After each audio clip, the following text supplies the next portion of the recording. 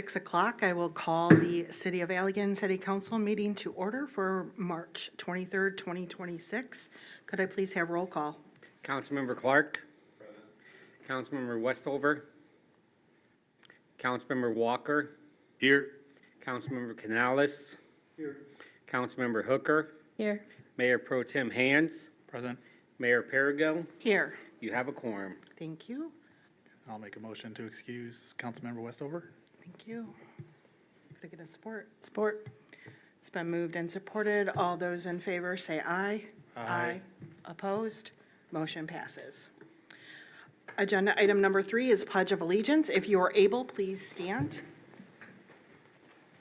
I pledge allegiance to the flag of the United States of America and to the republic for which it stands, one nation, under God, indivisible, with liberty and justice for all.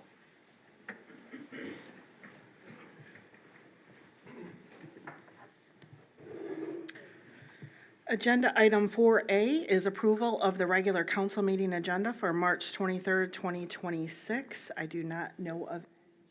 Could I get a motion to approve?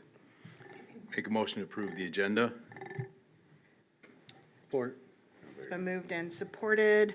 All those in favor say aye. Aye. Opposed? Motion passes. Agenda item 5A is regular meeting minutes from March 9th, 2026. I am not aware of any changes with those either. Could I get a motion to approve as is?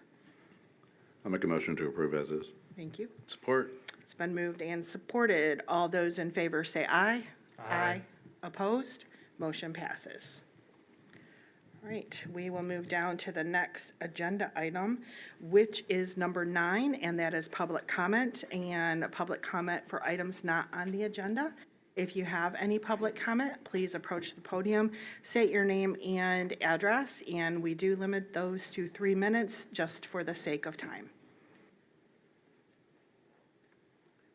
Hi, Hello. my name's Tom Siver, and I'm running to be the next 57th Judicial District Judge here in Allegan County. I've got a bunch of cards, and my campaign manager, Robin, is here. We plan on being a judge for the people. I plan on being a mirror of you. We'll hold people accountable through the application of grace, compassion, and dignity for all. I plan on implementing 5 programs. We've come up with the acronym. It has 6 letters. It's called Go Next. We're going to do GED or jail. You can either sign up if you're convicted or you're found guilty. You can sign up for a GED program, raise the value of our citizenships personally and to our employers. If they miss class, they'll do a weekend in jail. If they drop out of the program, they'll do the balance of their jail in the local county jail. We also have a program called Operation Drive. Operation Drive is where we're going to try to get folks with parking tickets, speeding tickets, minimal things that aren't drunk driving. We're going to try to get them back into the having a driver's license and be able to get to and from work and make money. Next, we have night court. We're going to lower the budget of the court by having me run night court from home on Zoom. You'll meet your officer at the same time that you had contact with them and the public. If you met them at 3 o'clock in the morning, you're meeting them at 3 o'clock in the morning on Wednesday. The first and third Wednesdays of the month, we'll run night court. I can hit record. We don't need a courthouse open. We don't need a courtroom open. I don't need a bailiff, and I don't need a secretary. I can hit the record button. If they want to exercise the confrontation clause, great. I'll see you at 8:15 the next morning. That way our officers aren't tired, they're not using overtime, and they're not going to be exhausted and spending their personal time. That'll lower the budget, which should keep our tax dollars under control. Next, we're going to run expungement clinic 4 times a year. When I was running my own private law firm, we used to run expungements for $800 for a misdemeanor, $1,200 for a felony. There's absolutely no reason why I can't show the public how to do this and fill out the forms. They submit them into the secretary or to the state police. They come back with and the attorney general. They come back with an agreement. They say yes or they say no. Then the judge is supposed to look at them, apply the rule of law, and they either qualify or they don't. There's no reason why I can't show them how to do it. Finally, the treatment courts. We'll keep the veterans, we'll keep mental health, we'll keep sobriety courts, and sobriety court includes drugs and alcohol. We'll make sure that we go around the people here. Look, District court is the entry-level court. I'm not sending you off to prison. What I'm looking at doing is rehabilitating you, getting our hands around you, making sure we resolve the disputes between you and your neighbors. My last name is Siver. It's spelled like silver without the L. S-I-V as in victory, E-R. My most notable case you'll find is Michael Knoll. He was accused of wanting to kidnap and kill the governor of the state of Michigan. I won that, and I look forward to now giving back to the community. So it's Siver, S-I-V as victory, E-R. Thank you. Is there any other public comment? Oh.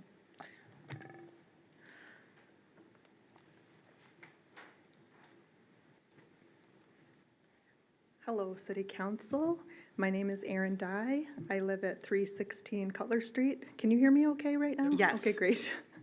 I don't speak very loud. I'm coming to talk to you a little bit about the Art of Allegan, that you can see right here. I wanted to come here just really quickly tonight. I know that the larger group of organizers would like to address the City Council in the future with a lot of the specific names and, sponsorships, the final numbers, things like that. But I wanted to come to you as soon as humanly possible at the next meeting and let you guys know how thankful I am personally for all the support. Thank you so much to our city staff who helped us pull this off incredibly. They put so much work into this, both on the clock, and they did a lot of volunteering as well, and I'm so thankful for that. Thankful for the City Council, specifically for your support. I want to call out Melanie Hooker, who signed up to volunteer and work the day of. Thank you so much for everything that you did and continue to do. I want to call out Tracy Perigo, who also signed up to volunteer on that day to work the event. She was also part of the organizing and coordinating that was happening. We were officially meeting even back in October, so thank you. And also, she was one of the, she brought in one of the major sponsorships for the event. So thank you, Tracy, for everything that you did for that as well. And then thank you to the entire City Council. I saw most of your faces there that day. So appreciative. I think it really says a lot about our community, the character of our leadership, when you not only come here on Monday nights to take care of city business, but to also show up in person, in public, and support the community. It says a lot about the character of our leadership, and it says a lot about the character of our community as a whole. So thank you so much to all of you for that.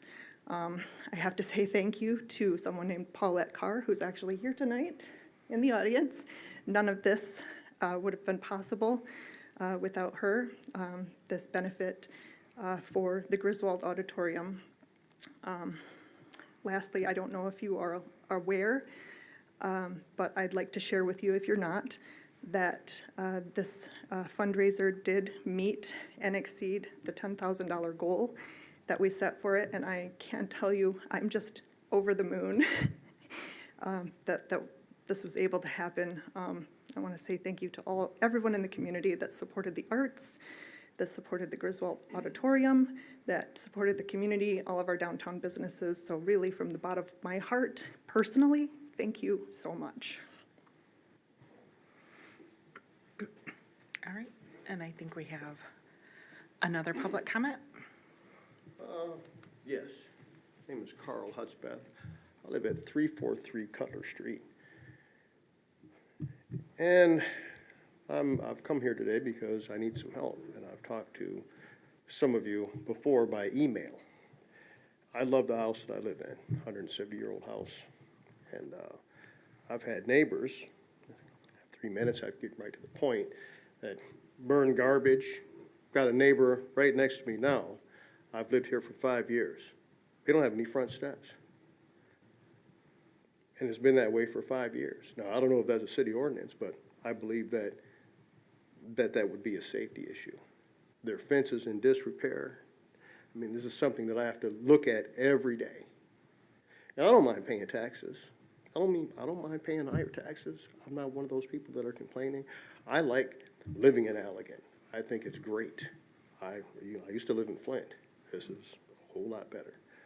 I get along with the police department. I couldn't stand the police department over there, but these guys are great here. Police department is a fine police department that we have here. And they've always come out when I've called them. But I mean, I put up with this problem over and over and over with people burning garbage. Like I said, there's burned pieces of paper in my yard. What am I gonna do if my house catches on fire? I'm gonna lose some things that I can't replace. I need, somehow I need this to end. My wife is upset all the time, understandably. So these folks that live next to me, these neighbors, I mean, their fence is in disrepair. I've tried to help them repair it, but I mean, it is just rotted.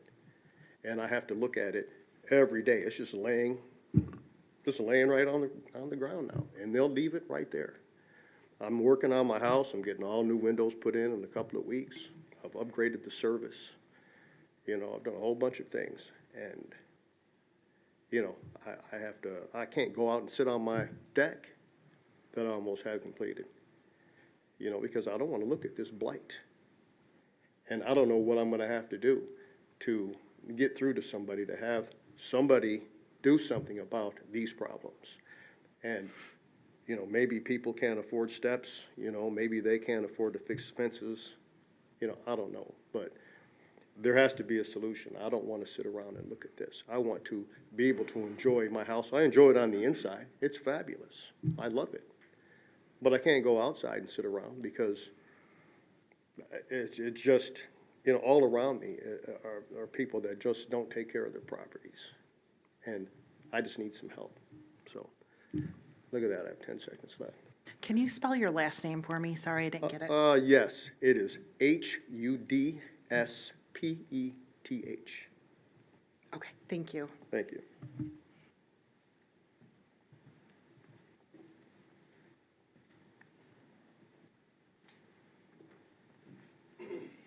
All right.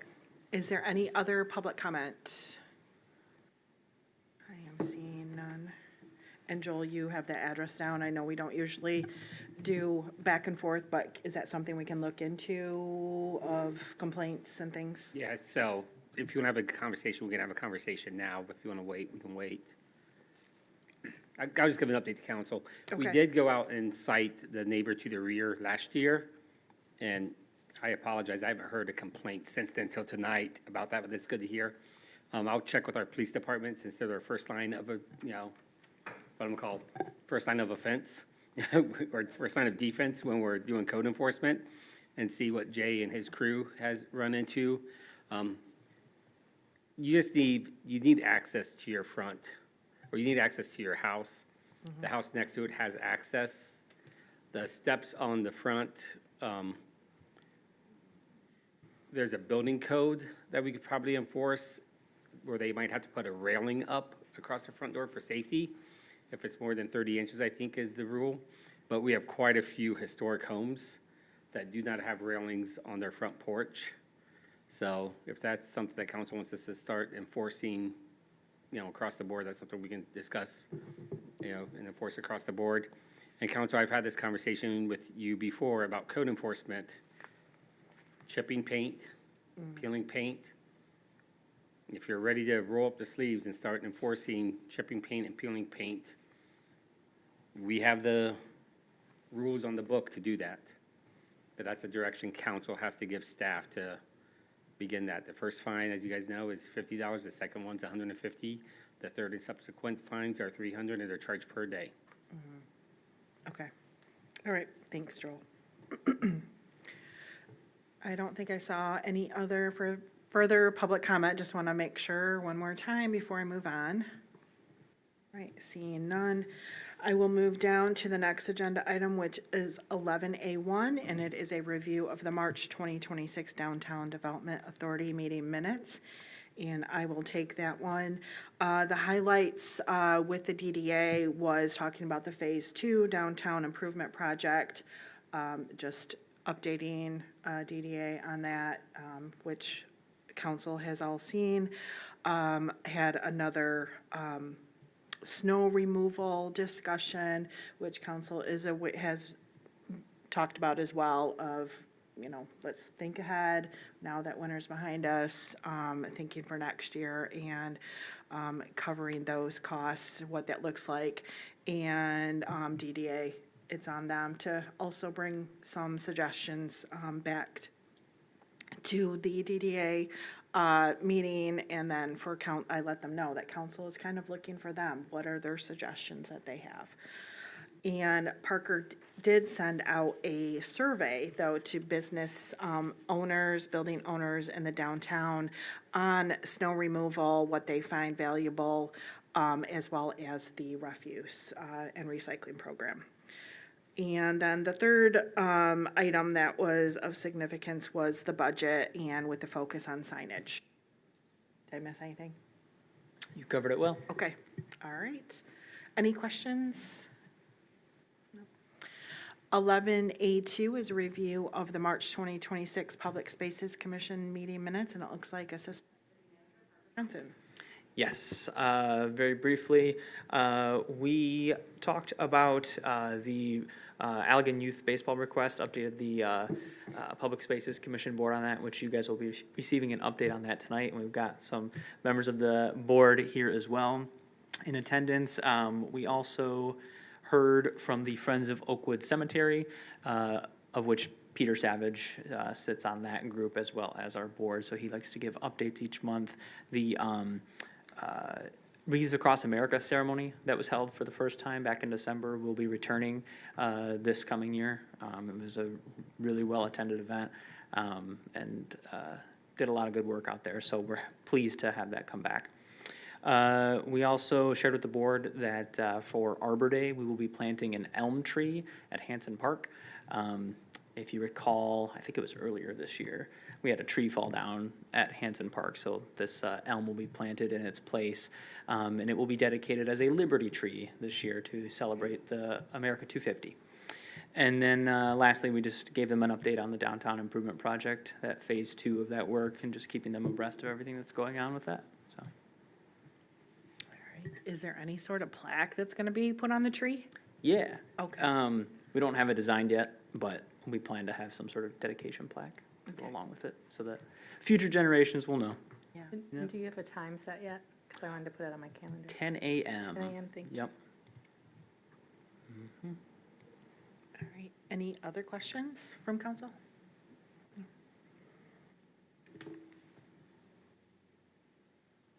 All right, are you ready to move on? All right, moving down to the next agenda item is 11C1, which is a request to approve PO 260851 to Erhardt Construction in the amount of $2,004,629 for the Sludge Thickening Improvements Project. Yeah, so we're seeking approval of PO 260851, an agreement with Erhardt Construction, the amount of $2,004,629,000 for the WRRF sludge thickening improvement projects. This is kind of a needed improvement. This will reduce our sludge by about 44%. Which in turn reduces our biosolids hauling cost by about 44%. Yeah, were there any questions about it specifically? Yeah.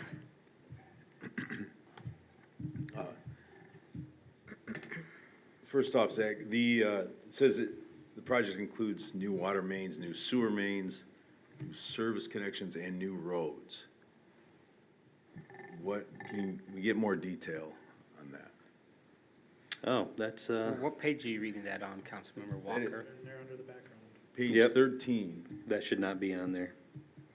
I didn't remember that when it Yeah, first that- came about, and I didn't know. That line was left in there by accident from another, Yep, that was left over from the previous report.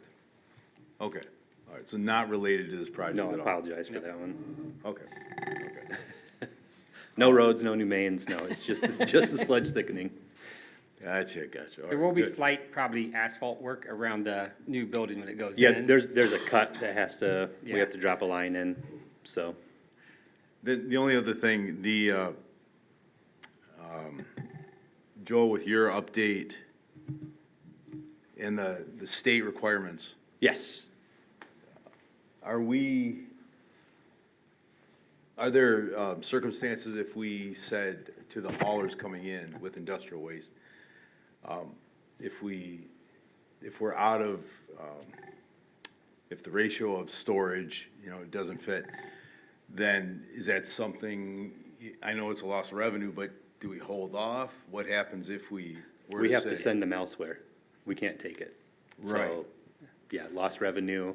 It's also lost revenue then for the haulers. So Zach, real quick, 'cause, well, I don't know if every council member had time to read their emails today.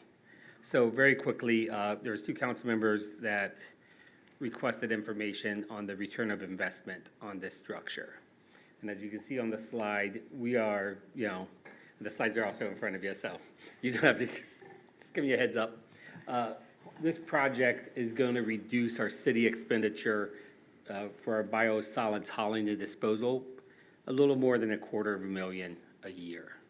So we're looking at this being approximately a 10-year payback is what this is going to result in. In addition to that, we gave the council some additional information. One of the additional pieces of information is per state recommendations. We have to have about approximately 6 months of sludge storage at our facility. Since 2010, so more than 15 years ago, when we put in our second sludge receiving station and we started accepting industrial waste at the plant, we've averaged around 2 months of storage. The state has had no issues with us at 2 months of storage. As I stated in my response to the council, that second sludge receiving station, the industrial waste receiving, and the first sludge receiving station or septic receiving station equates to about $1.2 million in revenue. So yes, if something horrible happens at that plant and the state comes in and says, this is why we have a policy, this is why we have best management practices, you have to be at 6 months and you guys have to reduce your intake to get to 6 months, we will lose revenue. But I don't think we should be flippant as a community or as a city council or as staff and, say, well, we'll just reduce revenue. If we reduce revenue through the wastewater plant, we are reducing staff is the only answer. So I want to be very clear about that with the whole council because it's come up now probably the 3rd time in my tenure here over the last 9 years of being a city manager. That industrial waste that we receive there, and industrial waste sounds scary. It's just food byproduct from food processors. So it's milk. Pickles. Pickles, it's not green stuff that, makes superheroes. So that extra, waste stream we have coming into that plant really does help, our plant. The second thing that's gonna happen is not just loss of revenue, it will throw our plant out of balance. So when we say out of balance, we mean the lack of a better phrase, the bugs we have in there eating stuff. We have all these ingredients going into here, which makes it process the wastewater, clean it, and return it back to the earth. If we reduce a waste stream, we are gonna have an unbalanced plant that's gonna require us to throw more chemicals into it, more bugs, more something. It's gonna be more work. So if the state ever does come in and says, hey, I am going to work with our staff here and our consultants to respond appropriately back to the state. Because it's gonna be more than just, we're gonna tell the pickle people, stop bringing your juice here. It's gonna be a lot more work and a lot more damage to our city staff. And we need to be just aware of that because I know everyone here, I think, has gotten a tour of that plant. And we're gonna do more tours this summer. Zach wants to open it up more to the public. That is a very complex industrial site that the city runs. And it's important that we understand there's a lot more that goes into it than just some real quick memos that Joel and Zach put together where we forget to delete the paragraph from a previous report. Approximately, what's the ratio of our septage to what we haul in? Do we have a rough? Are you meaning industrial waste versus Yeah. our waste stream directly from our citizens? Correct. It's about 25% of our flow, Is, Industrial waste oh, okay, okay. industrial and septage. and septic. Yeah. So when Joel also said we receive sludge, I was like, we don't receive sludge, Yeah, we I know. receive septic. Correct, We septic. receive industrial waste, which is not industrial waste typically, it's just Food food byproduct. waste. Yep. Waste. The questions I had on this were, one, the SCADA allowance. I know we also have a SCADA project coming up for the whole system. Are we making sure that this is gonna be ready to go with whatever we're doing there, so we don't end up reworking twice? Yes, this, when they originally bid this, they had it as the whole plant set up and replaced for the PLC. This, we changed it to where we just taken that one piece out, but it's all by the same company. It's all being built by the same people and installed by the same people, All right. so. And then, being that this should increase our storage capability, does this also then mean Big Blue also sits a little less full all the time? Because part of the Yes. smell and odors that complaints we get typically, I think, are associated with Big Blue getting towards the top side of the full. So hopefully Yeah. this can help with our smell issues. As long as we maintain moving those biosolids out, Yeah. yeah, we can reduce those storage levels. Keep Big Blue from being all the way up at the top. Yes, yep. And then Zach's gonna get mad that I'm gonna share this, because this isn't a guarantee. Once this project's complete, this may result in us having to use our blowers less, which will be a significant reduction in what we pay to consumers for electric. So there's a benefit, and we didn't put that into our evaluation when we put this together, because we really don't know what that result's gonna be until this project is implemented and up and running. But if we can reduce the amount of blowers we use at the site, we're looking, upwards of $1,000 a month reduction that could happen. Now, have we put VFDs on all of our blowers already? Yes. Okay, just make sure for our energy efficiency. What is that? Variable frequency drives onto the blowers, because then the amount of electricity used to run them is actually set for the amount of torque that it's needed. If you just do across the line, it just gives it the full horsepower. If you use a VFD, you can reduce your power significantly, especially with big horsepower motors like those are. It extends the life of the equipment too, because it slowly ramps the speed up instead of just hitting it at 100%. Okay. I think that was it. Yeah, that was my main questions, was of course the SCADA and that we can lower Big Blue's overall height, and hopefully the neighborhood next to it won't be complaining as much and we won't smell it downtown every so often. I got a question. So we're talking about 10-year return on investment. So then I'm assuming this is going to last more than 10 years, this unit? Yeah, usually with like industrial equipment, you're looking at a lifespan of, 7 to 15 years. When you go to municipal type equipment, you're expecting at least 20 years out of any piece of equipment. So this should last 20 years? At least 20 years, yep. With, as long as we maintain it properly, right? And I'm sure you will. Yeah, oh yeah. But the good thing is too, we'll always have that building Right, to replace. So even if it failed, we wouldn't have to do the whole cost. exactly, yep. Any other questions of Zach? All right. Can I get a motion to approve? Motion to approve. Thank you. And support? It's been moved and supported. Any other questions or comments from council? Seeing none. All those in favor say aye. Aye. Opposed? Motion passes. 11C2 is a request to approve PO 260852 to Insituform Technologies in the amount of $679,723 for the Sanitary Sewer Rehabilitation Project.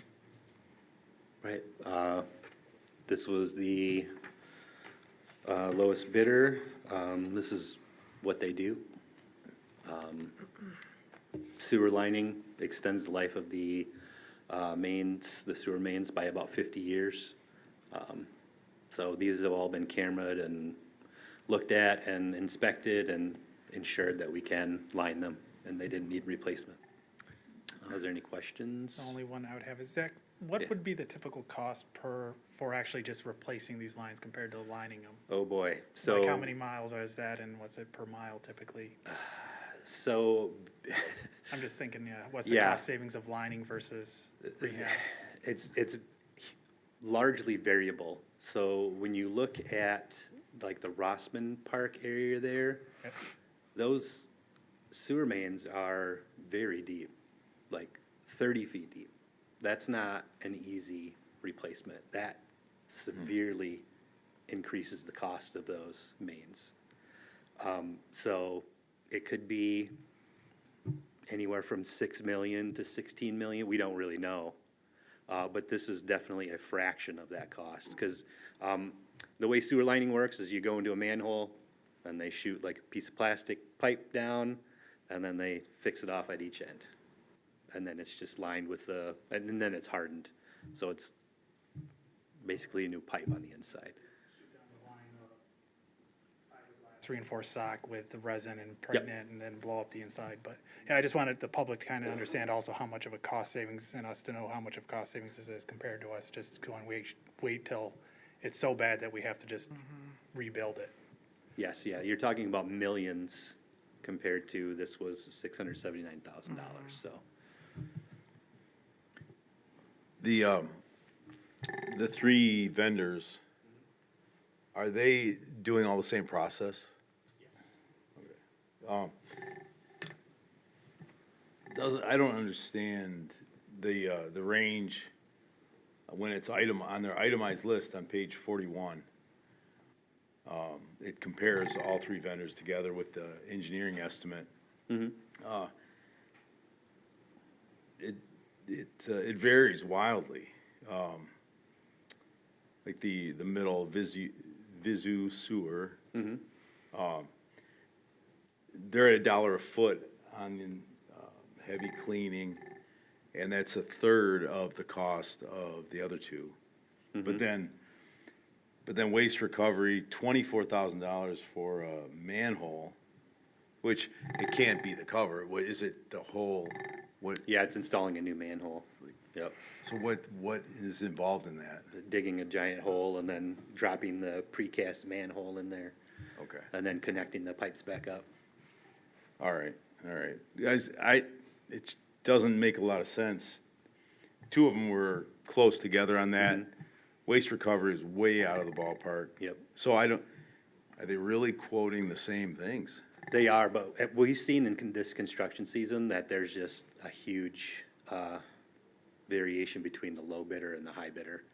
Some of this, with this one specifically, is waste recovery does a lot of different types of work, where Insituform does this. They line pipes. That's all that they do. That's all their equipment does. They do it all over the country, so. Visit Sewer, I believe, is the same thing. That's all they do is pipe lining. Okay, all right, thanks. Any other questions? Just a comment, in Houston, where I lived, the whole community, one whole neighborhood did it, and it saved them so much money. So I think it's a really wise way to do it, because they, again, couldn't even tear up everything.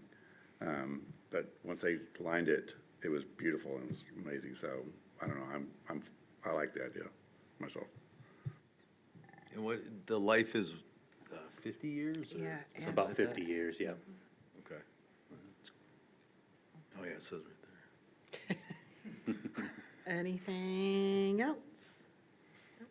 All right, can I get a motion to approve PO 260852? Motion to approve. Yep, support. It's been moved and supported. Any other comments or questions from council? Seeing none, all those in favor say aye. Aye. Opposed? Motion passes. Thank you. Thank you. All right, moving down to 11D, Public Works. 11D1 is a review and discussion regarding proposed improvements to the sports complex. Thank you, Mayor. I'm going to kick this off. Our DPW Director, Jeff Morey, is in the audience. If there's more technical or detailed, questions from council, he can come up to the podium and answer them at that time. We also have representatives from Allegan Youth Baseball in the audience, and I spoke with the mayor before the meeting, and we will be inviting them up for questions and answers. So to give a little bit of background information, in the Allegan City Charter, which is the guiding document, it's the legal framework for how we operate as a city, the duties of the city manager lists maintain public property. So part of my job is to ensure that our public property is maintained. The sports complex is owned by the City of Allegan. It was constructed in the late 90s, late 90s. And so it's been there for about 25 years, 26 years, offered to the public. There are 4, what I'm going to call Little League baseball fields out there, 2, what I'm going to call pony-sized baseball leagues out there. That's what we called them when I played baseball back in the 80s and 90s. 6 soccer fields, I believe, 1 football practice field, concession stand, a playground, a picnic shelter, and a very nice walking path that connects to Eastern Avenue and then encircles this park. And this is a city park. So over the past few years, we've had conversations with Allegan Youth Baseball. They've had various board members that have talked to us, and they would like to see some improvements done to the fields that they utilize. On the screen, you can see the 6 fields, and they're identified by 1, 2, 3, 4, 5, and 6. You can also on the screen, and then the report that was submitted to council, you can see the list of work that was identified at a meeting we had with Allegan Youth Baseball earlier this year. I guess I should preface this that not everything you see on the screen is prioritized in order, nor is every dollar figure you see up there something that Allegan Youth Baseball really is desirous of right now. Hence why we're going to invite them up to the podium to have a conversation with council. After we had that meeting earlier this year, I emailed Steve Schultz of Allegan Township. Allegan Township does not own any township parks for their residents. Their residents really probably utilize all city parks or the county park, Little John Lake. So with this park, it is a regional park in my eyes. It's used by city residents and it's used by township residents collectively. I emailed Steve Schultz and I said, hey, the city has other priorities, other projects coming up. As this council is well aware, we are preparing for our budget season, or we're in the middle of our budget season right now, getting ready for a budget that starts on July 1st. And we have a lot of other projects we have to focus on. And so I asked the township, would they be willing to cover this cost? That vote failed 3-2 at the township board level. However, the township turned around and offered to give us $12,500 to the purchase of a new tractor that we have to purchase that pulls our gang mower out here, and then we utilize on other city projects, throughout the town. So that's appreciated that they're willing to give us $12,500 for, half the tractor we need to purchase. However, it doesn't negate the fact that there are improvements that have to be done out here. I believe I can speak for all city staff. We take pride in maintaining the public spaces. You should be able to see that when you walk amongst our parks. Our entire DPW crew takes pride in maintaining those public spaces, just like our water utilities takes pride in the water mains and sewer mains. City Hall staff takes pride in City Hall, et cetera, et cetera. There is work that needs to be done out there that we've identified. The fields have not had stone dust added to them in years, so we have some places 3 to 4 inch lips from the infield grass into the base paths. That is not ideal. You have bad bounces that come off that. It's just not the way a baseball field should be designed. Allegan Youth Baseball within the past couple of years have committed and started up a girls softball program. Girls softball does not play on grass. They have an all-dirt infield, or a skimmed infield is what we would call it. We would like to remove one of the grass infields from, I believe it is Field 1. So the girls softball, that's, 12 and under, and even, I think that size goes all the way up to high school level. They have a real softball field to utilize. We would like to make some improvements to the fencing around the baseball fields. Right now, you have this corrugated plastic that you put on top of the fences, so when you try to catch a foul ball that's going out of play, your upper arm doesn't land on top of a metal fence and get all cut up and mangled. The plastic caps we have right now are deteriorated and cracking, so I don't know if they're any more safe than the fence that's beneath it. And so, as you can see, there's just some improvements that need to be made out here. And Jeff and I felt compelled to bring this to council. Allegan Youth Baseball is here to have this discussion, to kind of see how do we want to approach this regional park that serves the region. Any questions for staff? I just have one question. It seemed very baseball-centric. Were there any other sports, since it's a sports complex, was there any other sports considered or approached, like biking or disc golf or anything like that? So I can answer to the fields we have out there, so soccer. The past couple of years, we have been contracting out and paying for mole removal at the soccer fields, because if you play soccer and you're running over a field, you really don't need to be running over a lump and twisting your ankle. We roll the soccer fields, every year. The path around that sports complex, the asphalt path, is in good condition. We inspect it every year. There are benches along the pathway for people to sit down at. So yeah, that's been, looked at and discussed. For disc golf course, this community, back in 2018, we installed a 9-hole executive golf course at J.C. Park. We did look at the potential of putting a disc golf course out here, but when we had community meetings on the sports complex, that must have been pre-COVID, so that must have been right 2019, when we had the community meetings out there, and we packed that picnic shelter. It was a resounding, do not put a disc golf course out here, because everyone that plays disc golf wants to be playing in woods, trees, some obstacles. And there were a handful of disc golf course people that were at that community thing.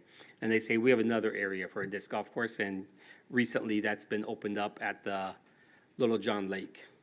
So there's an 18-hole course, I think it's 18 holes, out at Little John Lake. There's a disc golf person in the audience, so I looked to their face for, confirmation. So yeah, we did look at other sports. We're not negating one over the other. And we're also responding to the ones that are coming to us.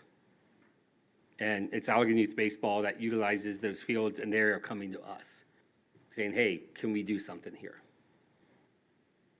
Don't forget there is a football field too, but we don't Yep. use it for Pee Wee anymore. I So, don't think. yeah, Rocket Football, I think it was in 14 when they left the sports complex and went to the schools. So all the Rocket Football programming is done at Allegan Public Schools. We just still have a field, we just don't maintain it as a full field anymore, but it has the uprights. It does have field goal posts, and we do mow it. No, I mean, maintain it to the level of a sports Yeah, field. we don't like- have lines on it. Yeah, And then with that, before we invite them up there, I should let council know, it was last week, 2 weeks ago, we got a phone call from a gentleman called Zigzag Ultimate Frisbee. Ultimate Frisbee's like football, but instead of throwing a football, you're throwing a Frisbee and you're running the whole time, more like soccer, but you're throwing a Frisbee. They had a tournament scheduled at Quincy Park in Holland, Michigan. Quincy Park, which is owned by Holland Township, kicked them off the fields because they got a lot of rain that week, and said, sorry, you guys can't do your tournament here. They reached out to us and said, we see you guys have a sports complex that has a lot of fields. Do you have any events going on? We have teams coming in that we need a place to play. And Parker, Jeff, and I talked, and we said, yeah, you guys can use our fields. The soccer program isn't started up yet, so they're open. They came in, they laid their lines down. It's just tape that they put on the ground. They don't use spray paint or anything like that. And the teams were the University of Northwestern, University of Wisconsin, Eastern Michigan, Western Michigan, and 2 other universities I forgot, when I just thought this was just gonna be a bunch of yahoos that just wanted to do, pick up ultimate frisbee, but we had a collegiate event happen out at the sports complex. We don't have running water out there because it's on a well system. We only have 1 porta-john right now that's out there, so we told them it's the best we can give you right now, so. There are other sports that utilize it, and they were utilizing the football practice fields for their games, which was interesting. Anything else for staff? No. Could I have the Allegan Youth Baseball reps come up? Hi, I'm Allison Meyer. I'm the secretary on AYBS board. All right. Can you tell me what your priorities are? Yeah, so I did send out an email today. I didn't know if the city had received it, but we did, as a board, have a meeting last Thursday. We had kind of gotten these itemized numbers back from the city. I wanted to notate that we do not any longer need any new base or base posts. We did have a very generous donation from the public. Somebody donated it from a business. The yellow fence caps, of course, I'm just kind of going down from the bottom here. That I do think is pretty needed, and the city had actually agreed with us when we had met with them. The scoreboards, I would say that is not like #1 priority on our list. Obviously, that's a pretty expensive item. We would love to have working scoreboards out there. We do host a tournament every year, and currently the scoreboards that are there are not working. Mr. Electric did come out. There is no way to fix them or replace them because they're just so outdated. So. Field 6, the different base links, we did discuss this originally when we were talking about that. That was potentially if there were to be a 14U program out there or even a middle school program. AYBS currently does not have a program of that age. So for us, that is not necessarily lucrative. We do not need longer base paths on Field 6. We are currently using Field 6 for one of our new programs, Tiny Tigers, and so that's basically like a step below T-ball. So the longer base paths are not a priority for us. Portable mound also, when we'd seen this, our question, I guess, to the city about the portable mound was, is then the city going to be responsible for putting it in, putting it out? Where do you want us to put that? Yeah, just to be clear, this was just a list that we Okay. came up with it when we met in this room. Yeah, okay. Yeah, I do not see the city buying a portable mount. Okay, I don't think that is not one of, if we would like to buy a mound, us as a board would buy our own mound for that. We actually, when we'd met, we had requested that both Field 1 and 2, right, be scalped, not just Field 1. Currently, our softball team does play on Field 5, so that might be your question. Why doesn't our softball team just play on Field 5 since it already is scalped? It's actually not the correct sizing for that age range. The backstop's really far, so it's not actually a softball field, even though it is scalped. So our goal is to be able to move them over to the quad and be able to scalp Fields 1 and 2. A lot of programs that we play don't even have grass on their fields, so our fields are kind of an anomaly in our league. And then the scalping the 10 feet off of the Field 3, that is pretty important to us as well. The new league that we are joining, the base links are further, so that's going to put those bases a little bit further closer to the grass. So it would be nice, especially currently, as Joel stated, there is a pretty big lip going into the outfield. Field 4, we definitely need diamond dust on really all the fields. The pitching areas are in pretty disarray. They all need diamond dust.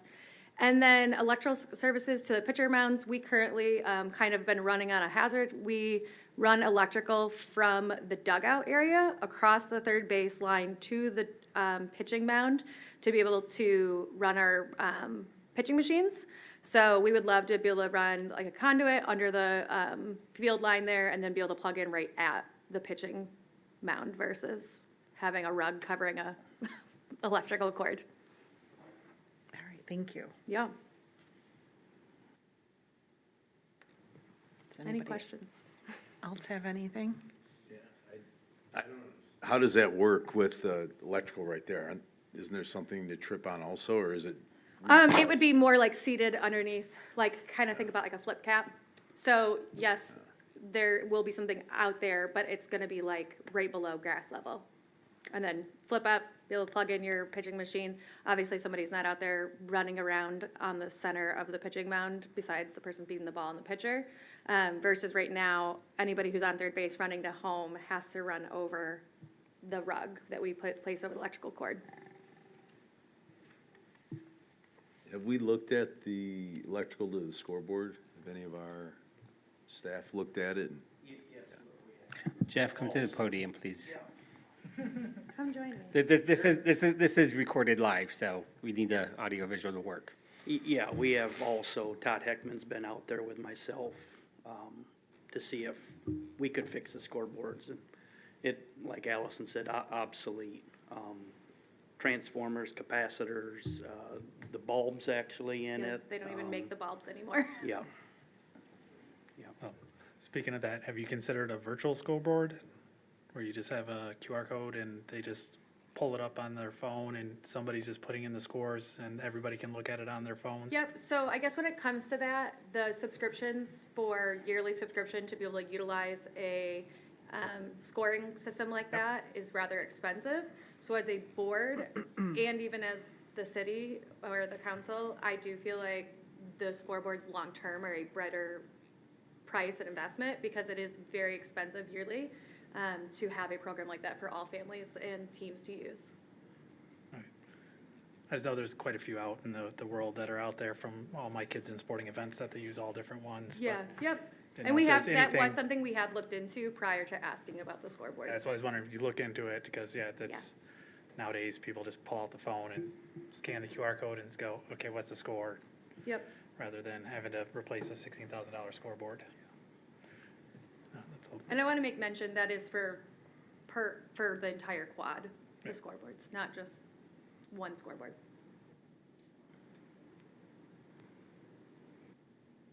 What else does council thoughts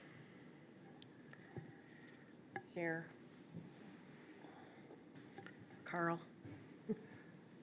Well, it seems to me if the township is willing to pitch in something, then I think it'd be appropriate for us to do something also. That's my opinion on that. I mean, you're just looking for discussion and Yeah, I just think, guidance from council, correct, Joel? We are looking for guidance from council, and I'm kind of forcing this discussion. It was 2019 when we met out there as a community, and we did a survey.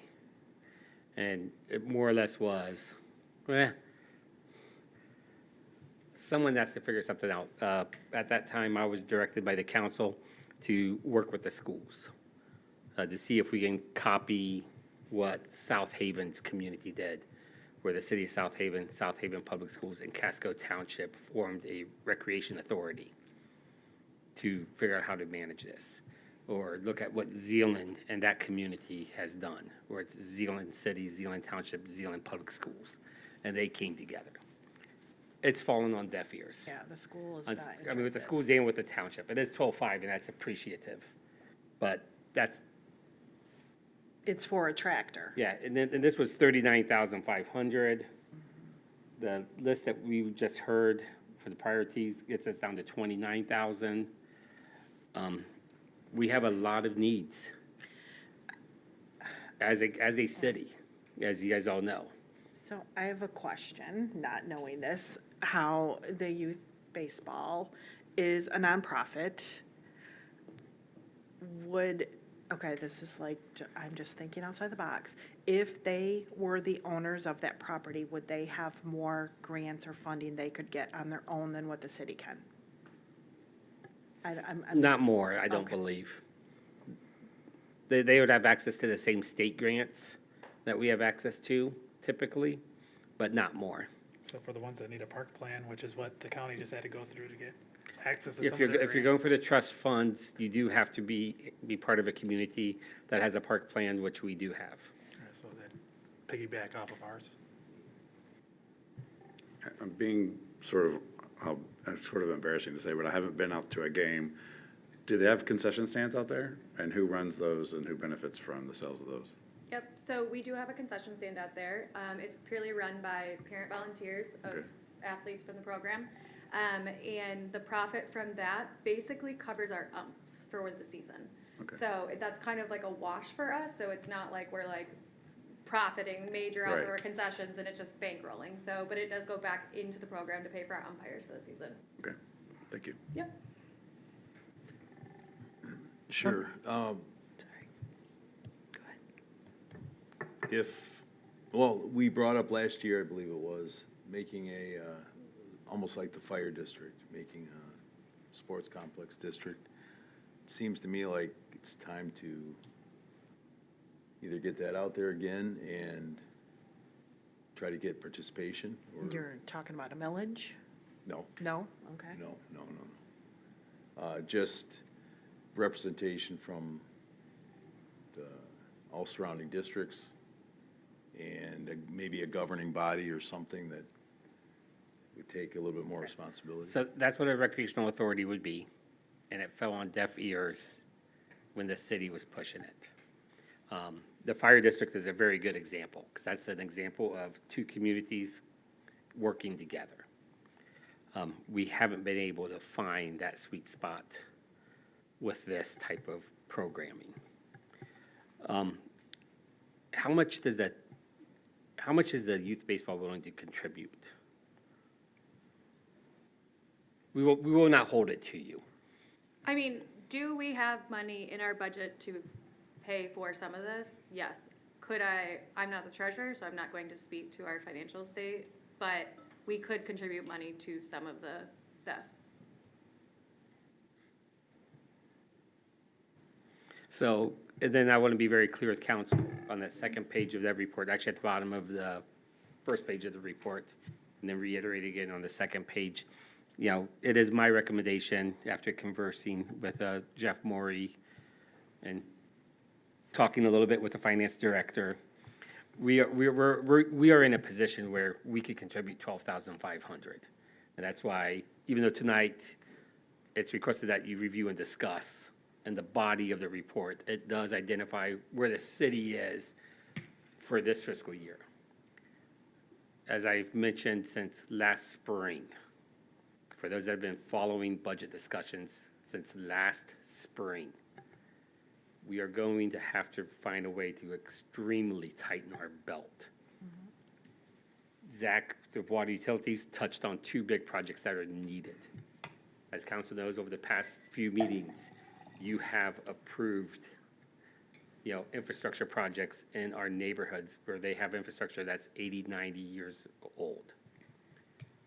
We have a list of other projects that we're going to have to get focused on. Eventually, we're going to have to come to a decision on what to do with the Trestle Trail Bridge. So this is just one more of those issues. And if 12.5 is kind of the max of what the city's at. So, Melanie, I think you had something. Well, first, the total, is that including the second field being entirely scalp? yeah, that 29 is that second field. I just doubled that. I made that 20,000. And Okay. feel free to double check my math if you guys want to. That was around what I I had. just, Yeah, I majored in geography, not math. I'm just looking at wondering, do you charge extra for people outside the city? So if we're gonna be doing, investing in it, is there a possibility that youth outside of the city limits could get charged more that could come back in to help with maintenance? Those kind of things, would we be able to shrink the Field 5 or getting separate lines? I'm just, because like Joel said, every one of our projects are coming in way more than we expected, one, from 80 to 260, things we're running out of money, and while we all believe that we need our parks and we need to upkeep them, we're just going under, and so I can see things that we definitely need to do. The Diamond does the things that the regular maintenance and upkeep that we should have been doing, but it's really hard, in my opinion, to look at this, and, the 12.5, I don't know if that's even gonna help you really, but. And I guess just to kind of speak on, we were talking about the costs of potentially in the city, out of the city. I do want to make mention that we don't, comparing to, bigger towns, bigger cities, our rates are affordable for our families that are within our community. So to up the cost for the kids and those parents that already are struggling to get by, I don't think that would be a fair representation for the community that we're trying to serve. Our program has grown, and I think that it's important to keep the youth sports here in our town, and keep it affordable, because people can't afford to go to other towns to go play, because it is really expensive.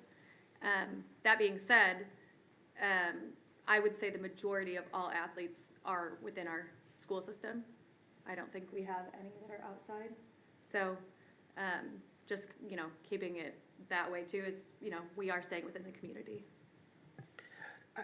Sorry, go ahead, Carl. Yeah, I'm just looking at the numbers here, and I think we could easily get this down to 16,000. They don't need the base posts and bases. We don't do the scoreboard. Don't do the portable mound. What else do I have on here? Don't do the electrical service to the pitcher's mound. And the footpaths, the 60, 70, 80, 90, I can see is around 16 from what I'm looking at. And so if we do our 12.5, that leaves 3,500 for somebody else to pitch in. And if they want more done than that, they can pitch in more. And I think we'd be in a good spot.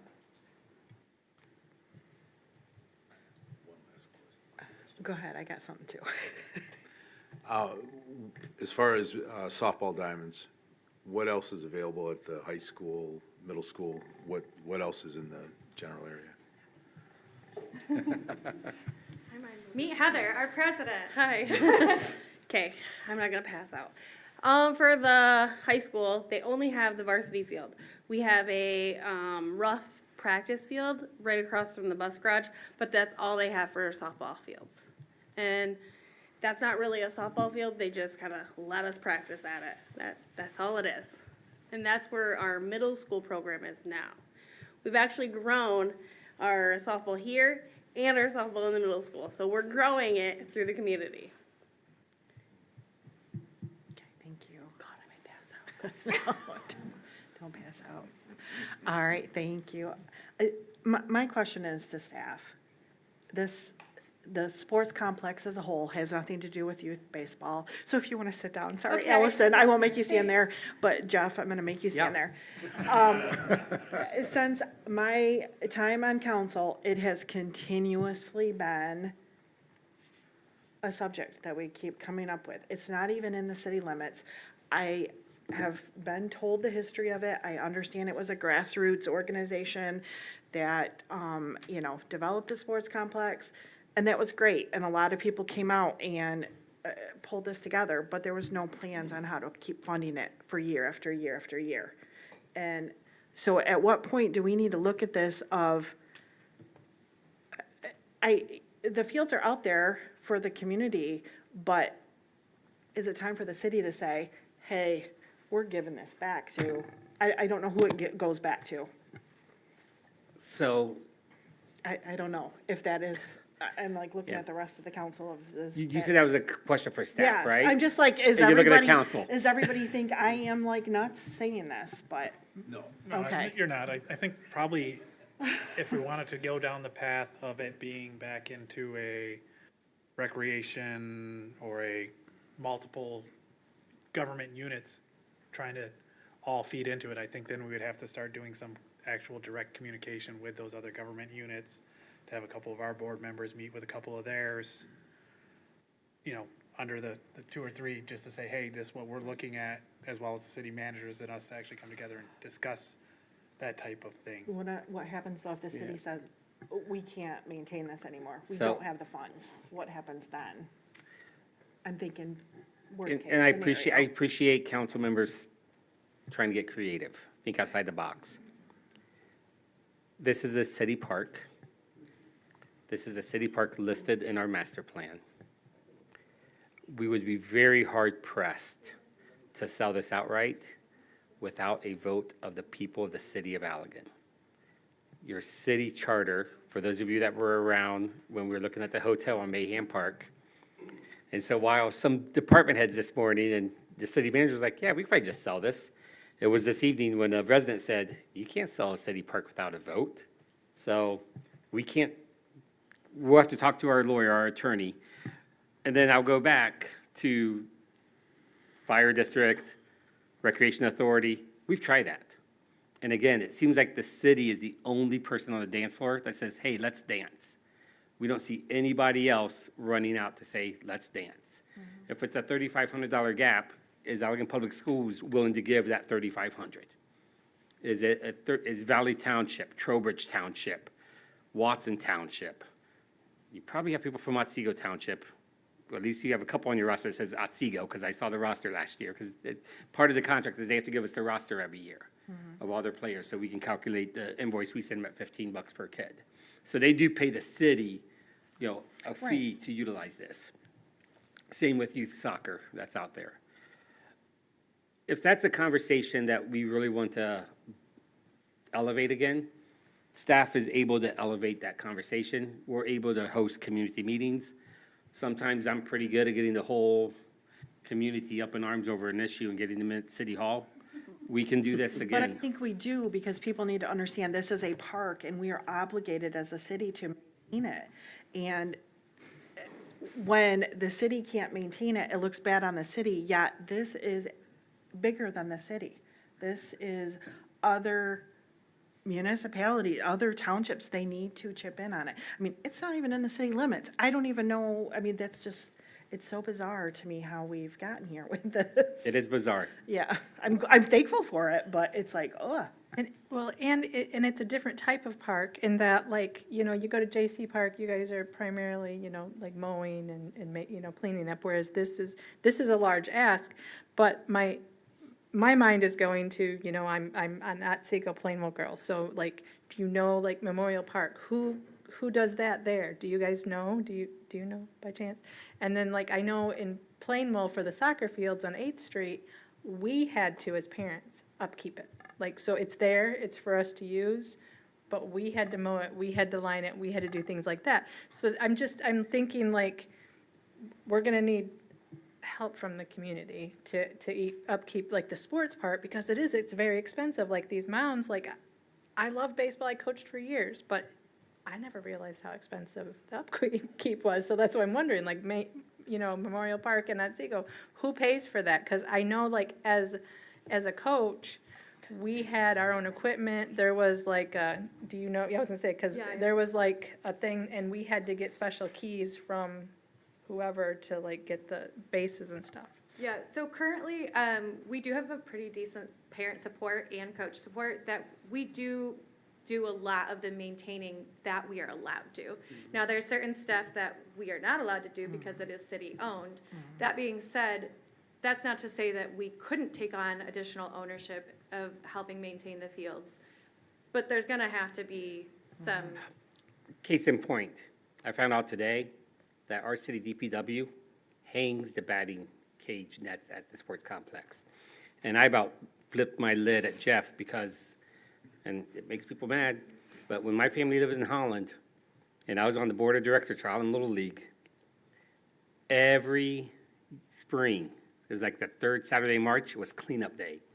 And my butt was in the back of a pickup truck on a ladder at the very top where it says, do not step above this, rail, hanging nets on the batting cages at Maplewood Youth Sports Complex, which is a city-owned park. So I think there's some opportunities to have a larger conversation. What I'm hearing from council is a little bit of empathy, which I've been told is a good thing. This 12.5, staff is comfortable. Our budget can absorb it this year. But I'm hearing we got to figure out a direction for it. Right. So I think, and I'm putting words in council's mouth now, and I know this agenda item was just for discussion, but their opening day is in a month? No, 2 days? Well, first practice is the first Monday after spring break, but then our opening day is April 24th. Yeah. So about a month for opening day. If there's a majority of council that says, hey, we're okay with this 12.5, but it's conditioned on, city staff, Allegan Youth Baseball, we should pull in the other youth sports out there, ASO and other community members, to start meeting to figure out a long-term plan for the maintenance, the ownership, maintenance, and operation of this park. And just to remind council, your city charter is very clear. You can't sell parkland without a vote of the people.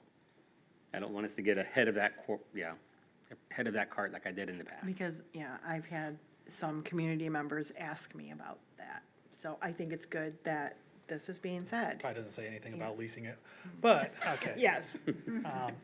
But on that, when it comes to the budgeting on this, what I see is a lot of things that were neglected for a while. And what I'm thinking is, have we not been addressing it properly in our yearly budget to say how much we're setting aside each year for these additional things like the fence cap? Because that's just something that comes up 10, 15 years. Should we be setting aside the money that we're receiving and separating from the leagues for those additional maintenance items of the fields?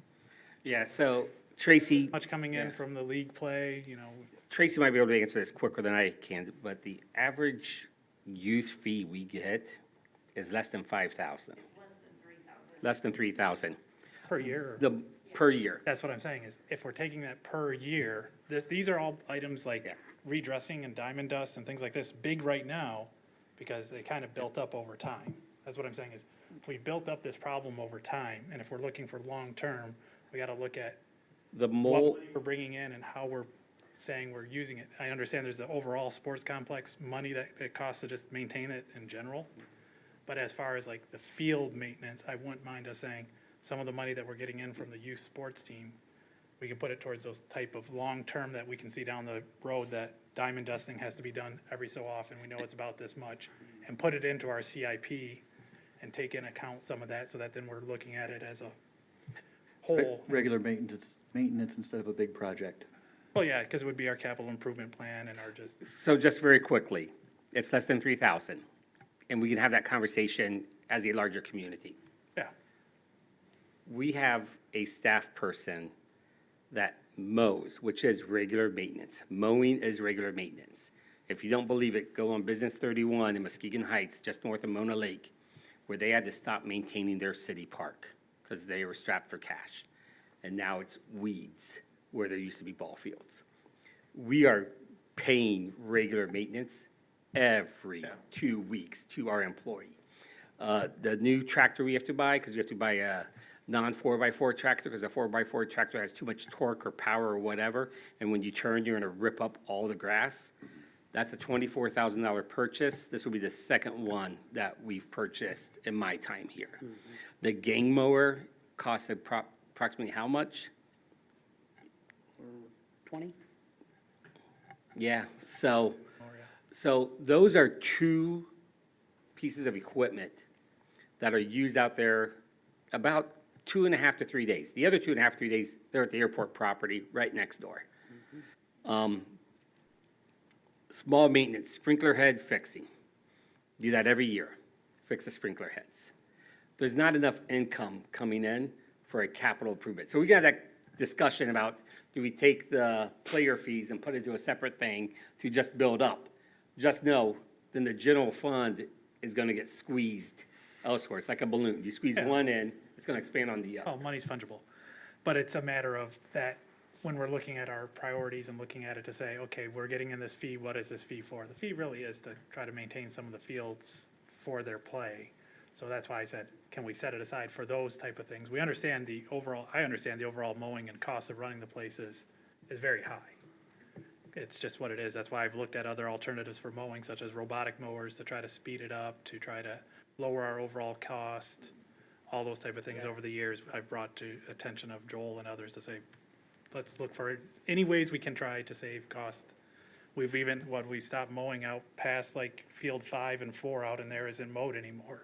Or isn't mowed on the weekly basis like the rest of it, just to try to No, reduce the it's not cost. mowed at all. You can see it on the imagery. We stopped that, I think, in 2019. I think it gets like mowed once a year. Yeah, bushwhacked. Bushwhacked, that's what I Yeah, mean. we mowed beat, once a we year. beat them down, but that was one of the first decisions we made, trying to reduce costs out at the sports complex. And is it this year that some wildflowers or something are getting planted? I saw in the public spaces, is So- that something? Let me be the jerk. So, yes, you did see that in public spaces minutes. They would like the city to spend what I'm going to describe as a boatload of money Okay. over a multi-year project process or timeframe. We just, To till the earth, to plant these, and then burn them, to replant them, then burn them to replant them, so you do it the right way. I say let's just throw some wild flower seeds out there and let Mother Earth do what Mother Earth does. yeah, that's what I thought it was. But the way they want to do it will make it beautiful. Don't get me wrong, it's a great idea they have. It's just, it's a boatload, for a Yeah. technical term, of money. Okay. And my recollection is approximately 70,000 a year. Is that just the sports complex, or is that like all of the parks? Just so that people understand, like, we're not just like, saying, oh, we're not Yeah, we're spending. so when Doug Codsman and I introduced the $70,000 a year, that was on this sports complex, mostly staff time, trying to pull out how much staff time is done at the airport, Plus maintenance. plus maintenance, yeah. Sports complex. Yeah, sports complex, because we took out, because this employee is here roughly 2.5 to 3 days a week, then they're at the airport the other two. The airport's a lot easier, because all they have to do is mow large swaths of land, where this, you're weed whipping around the fences, the soccer goals, the playground, et cetera. Well, the sports complex is 75% of our acreage of sports land that we're mowing, going by our budget. I was just looking through our budget again, yeah, the parks, it's 63 acres of our total 84 acres of parkland that we mow and maintain. So council, again, my job as city manager is to give recommendations. Your job as council is to set the policy and say, Joel, figure it out. My recommendation on this is we're able to put 12,500 into it immediately. We have it in our FY '27 budget with the numbers right now. I keep looking at the finance director and she agrees. However, with the baseball season pushing up on it the way it is, I would like to start spending some of that sooner than later. The yellow fence caps is my number one priority, mostly from a safety perspective. Scalping Field 1, as we shared with the Youth Baseball Board, that's something we can budget and do, but there's no guarantee Field 1 will be usable this, season. The one thing I would say is this current iteration of a Allegan Youth Baseball Board seems to be a little more amenable to work and set up meetings with us, where previous ones, we just heard through the grapevine complaints about the city not doing anything out there. So we do appreciate, this relationship. And then I would just tell the council, you should put a caveat on setting that budget of, we have to figure out as a community how to fund, the ownership, maintenance, and operation of the sports complex. And I don't want to make the recommendation that they get on ladders above the tippy top to put up their netting. Everyone does it. I'm just saying, I don't mind us putting up pulleys for them so that they can have ropes down there to make it easy to set up and take down if we want to help them that way. We have a bucket truck for a reason, and I don't need somebody falling on the parkland for us to have the lawsuit. Really quickly, we do put up our own batting cage nets. We're talking about the nets that go over the quad. Yeah. So that's much higher. We're not. Thank you. Yeah, I was like, we put up our batting cages. nets. The city does the quad Yeah, 'cause, like, the nets, batting which cage- are pretty high. Yeah, like I said, either way, the cage nets I thought were probably on a pulley. I'm like, why not just put them on pulleys and ropes and No, we do Pull take them care of up. that. So. Good. Okay. Thank you for that clarification.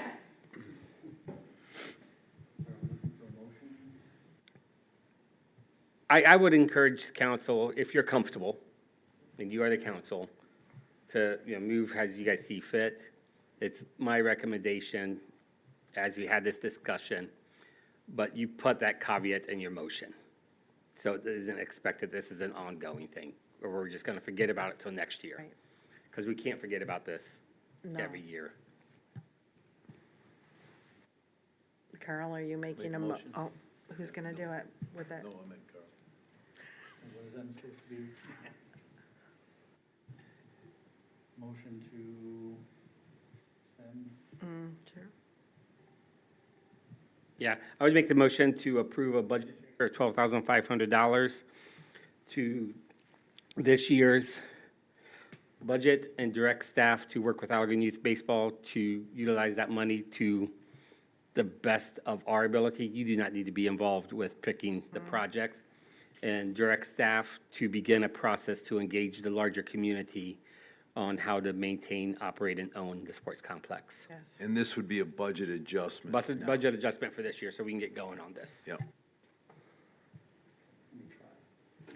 Give this a try. Okay, a motion for a budget transfer, 12,500 for this year to address what we've been discussing at the park. And then we're gonna direct staff to look into resolving this better in the future. Parker has it down. All right. Support. It's been moved and supported. Any other comments, questions from council? I just want to say, I think it's, she mentioned one thing that's great. It's a growing program. And this is an investment into the future, and I like that. So I wanted to say thank you for what you're doing. Yeah, I think it's great. It's growing. My son played on those fields with youth baseball. I think it's great that you're partnering with the city and having these open conversations. That is excellent, something that we really haven't had before. The growing part scares me though, because as it grows, then we need more money. So I think it is good for staff to look into how we are going to pay for this growing. The good news is when we grow, we pay more money for the Yes, that is true. That is true. All right, we have a motion on the table. All in favor, say aye. Aye. Opposed? Motion passes. 11D2 is a review and discussion regarding leaf and brush pickup program offered by the City of Allegan. I'll be right back. Yeah. Yeah, I'll kind of kick it off, and then Jeff can kind of join me as well. So what we're looking for tonight is just a discussion on the topic regarding the leaf and brush pickup. Currently, we establish about 4 weeks of leaf and brush pickup in the springtime, and then about 8 to 10 weeks of leaf and brush pickup in the fall. Both of those as weather allows. And then, as the policy currently is, we also, and when I say we, I'm talking about the hardworking DPW department. I'm not part of the we. The DPW department is picking up brush once a month in between that spring and fall pickup time. So what this means is we've got at least 2 DPW workers that are traversing the entire city up and down every street for a full week every month when they could be doing other projects. And then we also have brush and leaves sitting out at the curbside all summer long, all throughout the city. And there are instances where I might put my brush out on the curb and the DPW comes and picks it up on Monday, and Joel, who happens to be my next door neighbor, sees that and he's like, oh, great, they're picking up brush. So then he puts it out on Wednesday and the DPW doesn't come back for another 30 days. So his brush is just sitting there all month long. We do have the option for city residents to deposit their leaf and brush at the DPW garage 24 hours a day, 7 days a week, affectionately known as Mount Brushmore.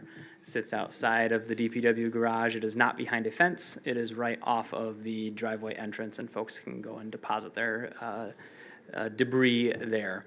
So in talking with Jeff, our proposal is to keep the spring and fall pickups as they are, and then eliminate that once a month during the summer pickup. And we would obviously still have that 24/7 area for people to drop off debris all throughout the year. So if I'm hearing this correctly, we're changing the once a month summer pickups because it's unsightly? Unsightly and frees up staff to work on other projects, so they're not going throughout the city. And it's not a regular, the crew tries to do it the first week of every month right now, but that depends on weather, that depends on projects, so sometimes that does not happen the first week of every month. Were there things last year that didn't get done because they were picking up brush once a month in the summer months? Quite a few things, yeah. Okay. I just, it's something being taken away from residents. I thought we already were on this policy, actually, so I didn't, I was gonna say the same thing. I didn't think they did it in the summer anymore, we so. are- Yeah, so for some context, we did institute this policy, 23 and 24. of no pickup during the summertime in Yeah. the summer of '23 and '24. There was, Last year, we started it back up. yeah, there was, I guess, enforcement issues at the time after '23 and '24, where there were a lot of warnings and notices being issued to properties who were still just leaving their stuff at the curbside. And then they wouldn't take care of it after they were issued a warning. And so, so we're just gonna go back to that. Yeah. well, that was before the current code enforcement actions that we have now. Could we Yes. option instead to charge for pickup during the summer, to say if you want to pick up, you can call the city and schedule a pickup, and we'll charge you 20 or 30 bucks and we'll come pick up? Rather than take it away, just say, we do it in the fall and spring, but in the summer, if you want to pick up, you put it out there, give us a call. That way it gets rid of the unsightliness and it covers some of our costs. And if anybody wants to drop off for free, they can at the DPW whenever they want. There's no charge for dropping off your own, but I think that's an excellent idea. I can get behind that. All right. Kind of an in-between kind of an option. in-between, because I could see if we go straight back to what we did in 23, 24, we're gonna run right Go back right- into, Yeah. people are gonna put it out there, nobody's gonna know that we're not doing it anymore, and we're gonna be back at enforcing it, and then people are gonna be mad, like, why'd you take this away? Sure. I mean, and two, the way our code enforcement is done now is very differently than how it was done then. So that was one of the reasons that we were comfortable with presenting this, is because we handle that a lot differently. But what Mayor Pro Tem Hands offered as well is an option. You know, if it's a $50 fine or a $30 for you to come pick it up, and I don't have to put it in my car or truck, I'll pay you the 30 bucks. And that, you guys can schedule it so that it's most efficient. You already know then what properties it's at, because they're calling and saying it's these properties, and you go collect these. They don't have to do the whole city. They just, here's the pickup for this morning. You're back to the DPW in a much shorter time. I'm seeing a lot of heads shaking yes to that idea. Yeah, and We- just making it very clear, like, put it in a water bill Yep. on top of the water bill, not underneath it. Like, cause We when you can't, open we it. can't do that because address window block. Yeah, But we do the spring cleanup in the spring. I believe it's April through May. So we have 60 days or really 30 days to develop a program and bring it back to you for your consideration. So we'll work on that.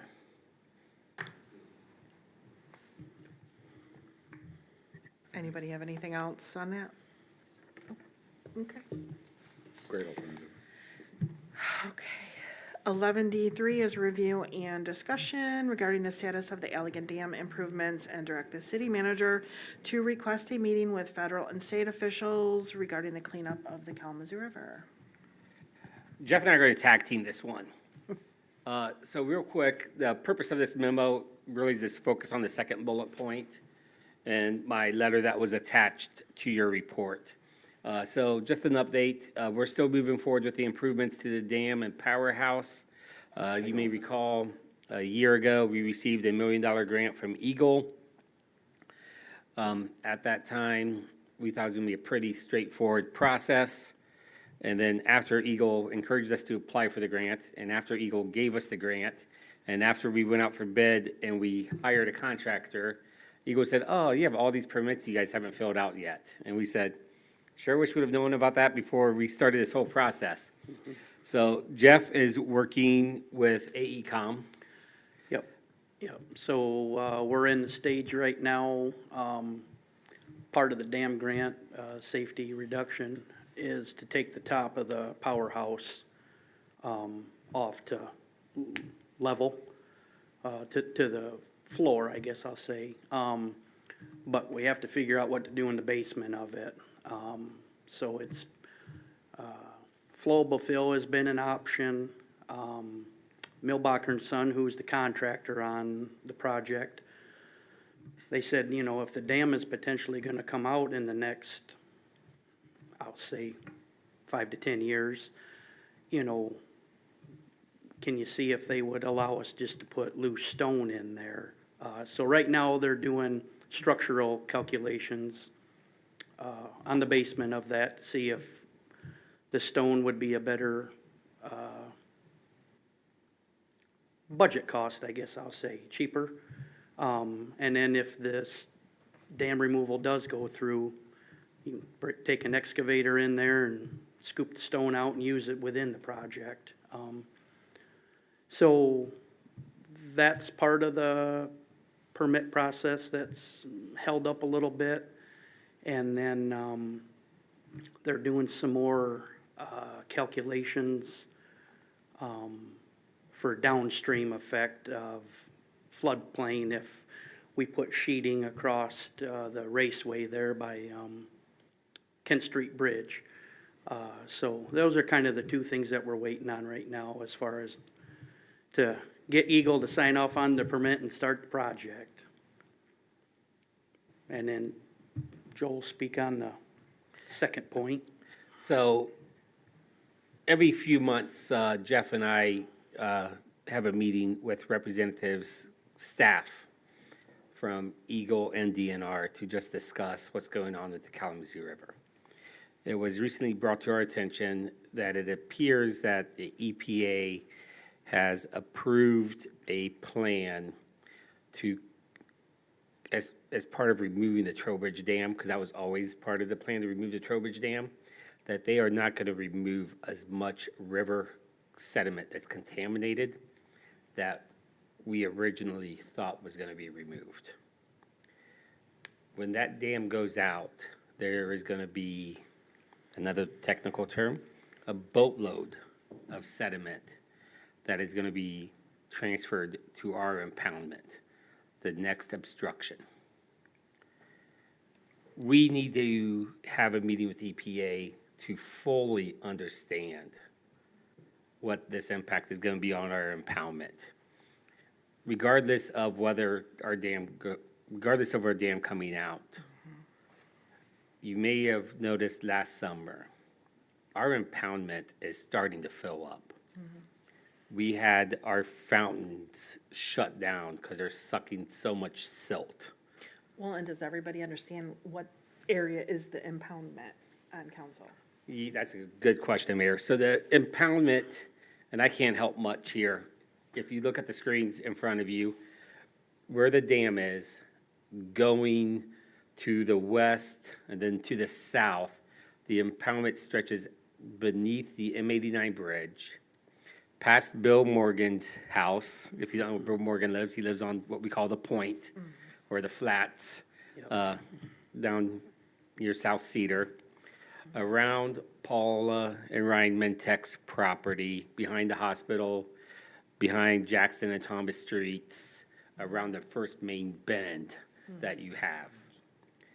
We need to have an understanding of what's going to happen when that sedimentation comes down here. Eventually, some of it will pass through our dam. It always does. Water flows in, or sediment flows in water. But then it's going to be deposited into the impoundment around our wastewater plant and those that live in the township. Then it will make its way to Lake Allegan. And Lake Allegan is full of wonderful residents who are engaged, and they're going to want to have some conversations. So we feel now's the time for the City of Allegan to take a leadership role here and ask our federal legislators, both senators and the representative, to request that EPA meet with state, local community members to just have this discussion. And that's what my letter is designed as. However, I'm not comfortable sending that letter without council's direction. So that's why, the recommendation is you authorize the city manager to send a letter to federal representatives regarding the cleanup of the Kalamazoo River. No, I think the letter needs to be sent. We haven't heard anything from them, council-wise, in a long time, or community-wise in a long time. It was, the big topic of discussion when it first came up. But it just even, the last month, down by where Bill Morgan lives, I've been watching that. I mean, you can see it. I mean, there's no water in some areas Yep. at all. So I'm like, I Well, in the was, 7 years that I've been in the public works, we've had to raise the river 7/10 to keep the fountains going. to where they're at now. Yeah. So, yeah, it's It's definitely, filling. it's definitely filling. Yeah, yep. No, I kind of remember, because I was on the board when we voted to the removal of the dam, that Eagle and the EPA both said they would not clean up the riverbed unless if we voted to remove the dam. That was one of the things they held over top of us to say, unless we remove that dam and vote to remove it, they weren't gonna clean up behind the impoundment fully. Yeah, so I would, So now I'm kind of concerned because up at Trowbridge, if they're saying they're not cleaning up the impoundment and instead letting it go downstream, what does that mean for us? yeah. All the reasons why I think we need to at least send a letter. I have a good working relationship with Senator Peters' office. I have a good working relationship with Representative Heisinga's office. Slotkin's office has been reaching out to me over the past 3 months. I'm sure I'm on a mass email list for local governments, but now I have a contact for, Slotkin's office. So having, utilizing them, since the EPA is a federal agency, I believe is the best way to go, instead of through our state representatives of Smith and Nesbitt. So that's going to be my direction, but as you saw in my letter, I am copying a handful of what I think are appropriate people. And I can't believe that we're having this long-term permitting issue in order to close off the waterway to the existing powerhouse based on downstream flood levels on a little tiny section that's less than probably like an acre of water top. That they're wanting us to do a whole study on that when it's like, this is not gonna affect it because there's no water flow through it. Welcome to Jeff's frustration. Yep, Which I said, just throw the dirt in it and call it good, but, yep. because I've been wanting that powerhouse waterway shut off for a while because of the structure at the powerhouse. I didn't want Yep. Yep, the falling in. failure. Well, if that gives out, the Kalamazoo River is going to make a new, Well, path. possibly, it does go up and then back down at the powerhouse, so it's supposed to, once the river drops so far, stop at that point, but that's if it doesn't flood through really fast and just tear that blows all everything out, out, blows that has all an out. earth Yep. blowout. Yep. And then you have the water treatment plant directly across from There. that new force of water. Just glad my shop's up on a tall hill, so I don't have to worry about it. Any questions for staff regarding the letter?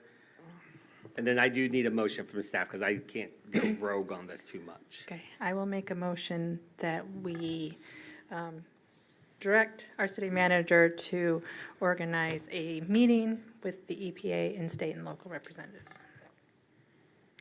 Can I get a support? Support. It's been moved and supported. Any other comments from council? No? All those in favor say aye. Aye. Opposed? Motion passes. All right, 11D4 is request to approve the budget for the winter 2026-2027 road salt purchase. Yeah, so just up here to see if you guys would approve an estimated budget for this coming winter for the amount of $30,600. That'll be 450 tons of salt at what we're guessing is $66 a ton for early fill and $70 a ton late fill, and that's just based off of, the previous 3, 4, 5 years of guesstimation, I guess. It is through my deal, so once the state gets all the municipalities' quantities, then they'll put it out for bid. And that usually comes back, I think it's the end of May. We'll find out who got the contract and, of course, how much. Okay. Is the reduction in amount because we So didn't use as much? Well, we had a late, our late fill this year was later than normal. So we just have a And extra. then luckily, we had a pretty mild February. So, yeah, we have good surplus in the barn. Okay, that's what I was Yeah, wondering. yeah. So down a little bit there. Yep. All right, can I get a motion to approve the purchase? You make a motion to approve the road salt purchase. Thank you. Support. It's moved and supported. All those in favor say aye. Aye. Opposed? Motion passes. 11D5 is a request to approve the budget for the winter 2026-2027 Beet Juice Purchase in the amount of $7,425. Yep, this will be the same thing, only it's not through my deal. We've worked with this company out of Weberville, Michigan for, oh gosh, Aaron Haskins was still here, so, decade or so when we started the beet juice and got rid of the sand that we mixed with the salt. And those numbers come up with, it's roughly 5 gallons per ton is the ratio that they mix. So that's where the quantities come up there. All right. Can I get a motion? I'll make a motion to approve the budget for the Beet Juice Purchase in the amount of $7,425. Support. Moved and supported. All those in favor say aye. Aye. Opposed? Motion passes. Thank you, Jeff. Thank you. All right, moving down to 11E1 is a request to approve accounts payable and payroll, and that is Mayor Pro Tem Hance. It is requested that the city council approve accounts payable in the amount of $136,541.38 and payroll in the amount of $145,746.35 for a total disbursement of $282,287.73. Motion to approve. Support. It's been moved and supported. All those in favor say aye. Aye. Opposed? Motion passes. 11E2 is a request to approve PO 260853 to BSNA Incorporated in the amount of $76,350 for the conversion of the city's local government software from a terminal server system to a SaaS Cloud Based System. Thank you, Mayor. I'm going to handle this one. BSNA is the city's current software provider. Currently, the software is housed in our basement here on our local servers. BSNA has stopped updating, stopped innovating our what we call terminal-based software, instead doing what everybody else in the technology world has seemed to do, which is go to the cloud. We've experienced this with Microsoft Office recently when we had to get rid of our Exchange server downstairs because we went to Office 365. We've had to experience this with Adobe, where we can't just buy the software and store it on the computer, but we have to pay a monthly fee or an annual fee for that. And now BSNA is into that business. They expect within the next 3 years, they will probably be forcing everybody to BSNA Cloud and completely end their terminal server system or BSNA.net. What you see on the screen and what was in the report, as well as the attachments, is the list of modules that we currently use to essentially operate the city and manage the city. General Ledger is our budget system. It's our general accounts. Accounts payable, purchase orders, cash receipting, accounts receivable, that's all tied with finance with general ledger. Assessing and tax deals with our property tax system. Utility billing, and then work orders is obviously how we invoice people for their utility bills, and then we also send out work orders to employees, to do work on, meters, valve turning, stuff like that. Cemetery is a standalone program. Payroll, HR, and timesheets is stuff we use right now. And then the new one that we're going for is community development. That will allow us to do code enforcement out in the neighborhoods. As soon as we see something, we'll be able to just take a picture with our tablet, and it will upload right to the property address. We can say it's a blight, junk in the front yard, and it will print off a letter or save a letter right away for us to go and send when we get back to the city hall. The conversion is a total cost of $76,350. Our annual fees will be going up with this. We do pay an annual fee right now for our modules, and that is going to be, upwards of 50,000, 45. It was in your packet on the quote that they gave us.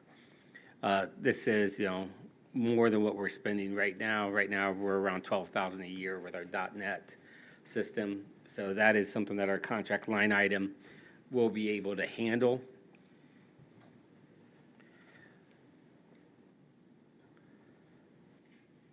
Any questions? The reason we're requesting to move forward with this now is the price, the annual fee will lock us in to this year's annual fee and not next year's annual fee. We are receiving a 5% discount on the conversion rate, and the prices each year are just gonna get more expensive as with every project. So I had a couple questions. Yep. So does this mean when the internet's down, there's nothing to be done in the offices here? It really limits down our capabilities because we're reliant on the outside cloud. So when the internet goes down, as long as cellular service is up, we can connect via hotspots on our phones. And the next question would be, we only have one internet provider here currently? Right now at the City of Allegan, we only have one internet provider, that's through Spectrum. We are in the process of converting that to Frontier to put all of our things on the Frontier to save money. I'll talk to you about that afterwards on another that you might be able to add on internet as a secondary to have two. Disaster recovery, I saw something about the backups and relying on BSNA. My only concern on that is we're relying on BSNA and we should probably still, if there's a way to download our own backups periodically to keep offline in case if BSNA gets corrupted. So we currently do backups right now to the cloud for all of our servers. Stuff from inside to the cloud. Now we're on Yeah. the cloud, so if their cloud messes up, what's our backup plan there? We should probably be bringing it back Yep. down from the cloud to a storage. Under a case storage unit here. That's something we can work with Clark Technical on. just to make sure that we have a disaster Good recovery advice. plan that includes if BSNA screws up. We love to say that the service has a SAS that, that'll never happen, but it's happened, that these software as a services lose your data. Yeah, Carl, I'll call you. Yeah, I do believe that Frontier has an automatic cellular backup Oh, do they? built right in. All right. You might want to inquire about that, because I have it. Excellent. We can inquire about that. Thank you. Any other questions for staff? No? No. All right. I was just going to make the motion that we approve PO 260853 to BSNA Inc. Thank you. Can I get a support? Support. It's been moved and supported. Any other comments, questions? No? All those in favor, say aye. Aye. Opposed? Motion passes. 11E3 is adoption of Resolution 2611 to schedule a public hearing on city's single lot assessment roll. All right, I can handle this. This is part of the process that council's been working on for the past few months. As you know, unpaid invoices for various properties. This usually is downtown property owners who do not pay their monthly refuse and recycling bill to the City of Allegan, or people who do not mow their grass, so the city has to go out and mow your grass for you, and then you don't pay the bill to the city. You have a single lot assessment where we go ahead and total all those up, and then we put them on the various properties. This year, it's a total of 2,827. That's going to be spread out over a handful of properties. And you saw that list in your packet associated with your report. Tonight, you're just adopting the resolution, so we could have the public hearing at an upcoming meeting. I make a motion, we adopt Resolution 26.11 to schedule a public hearing on the city's single lot assessment roll. And support. It's been moved and supported. All those in favor say aye. Aye. Opposed? Motion passes. 11E4 is a review and discussion regarding the Griswold Auditorium. Thank you, Mayor. Tonight, we want to spend a few minutes just to discuss next steps with the Griswold Improvement Project is what I'm referring to it informally. As you are all well aware, we just had a recent fundraiser at the Griswold. In addition to that, we have secured some grants. And so, in addition to that, we received a gift from a very generous individual in the community. Don't hit it yet. Sorry, I screwed up. when we got that generous gift from the individual, staff started getting creative and thinking, what could we do with that funding? We then entered into some dialogue with community members, and we entered into dialogue with the Public Spaces Commission, and then also with City Council. The images on the screen are not new images. You've seen these images before. We are looking to make improvements to the interior first floor. This image is on the far left. It's upgrades to the first floor lounge. We are looking to make improvements to the entrance, making it ADA accessible. And then we're looking to install a digital sign out in the front of the building. All in all, the total cost is about $304,350. The lounge upgrade we have in there, I beefed that up for this report and for this slide because I think we need to take advantage and install a second ADA restroom on that first floor. That would require us to shrink the office that's there, but we could still shrink that office, still have a ticket window, and get a second restroom for people who are not comfortable managing the stairs that get you to the middle floor restrooms. This is a list of funding that I am saying we have secured.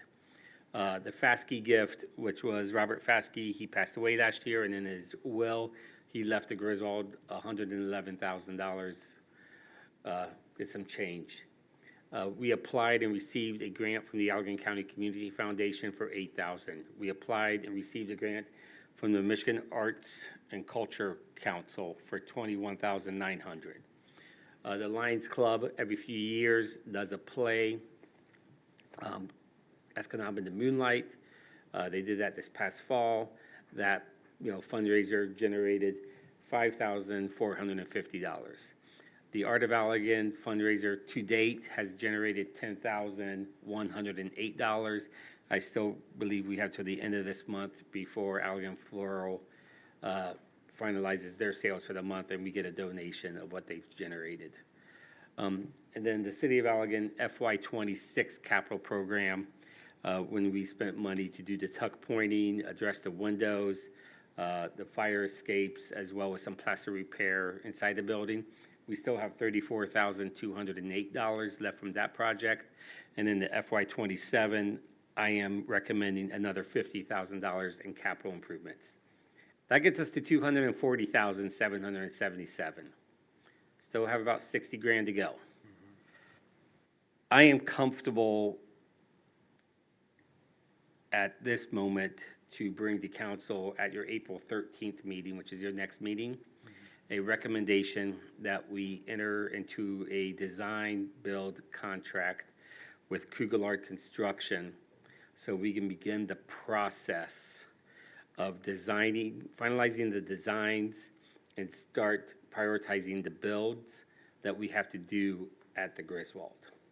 This is a process that we have utilized with that firm for the rear retail space at the Regent Theater.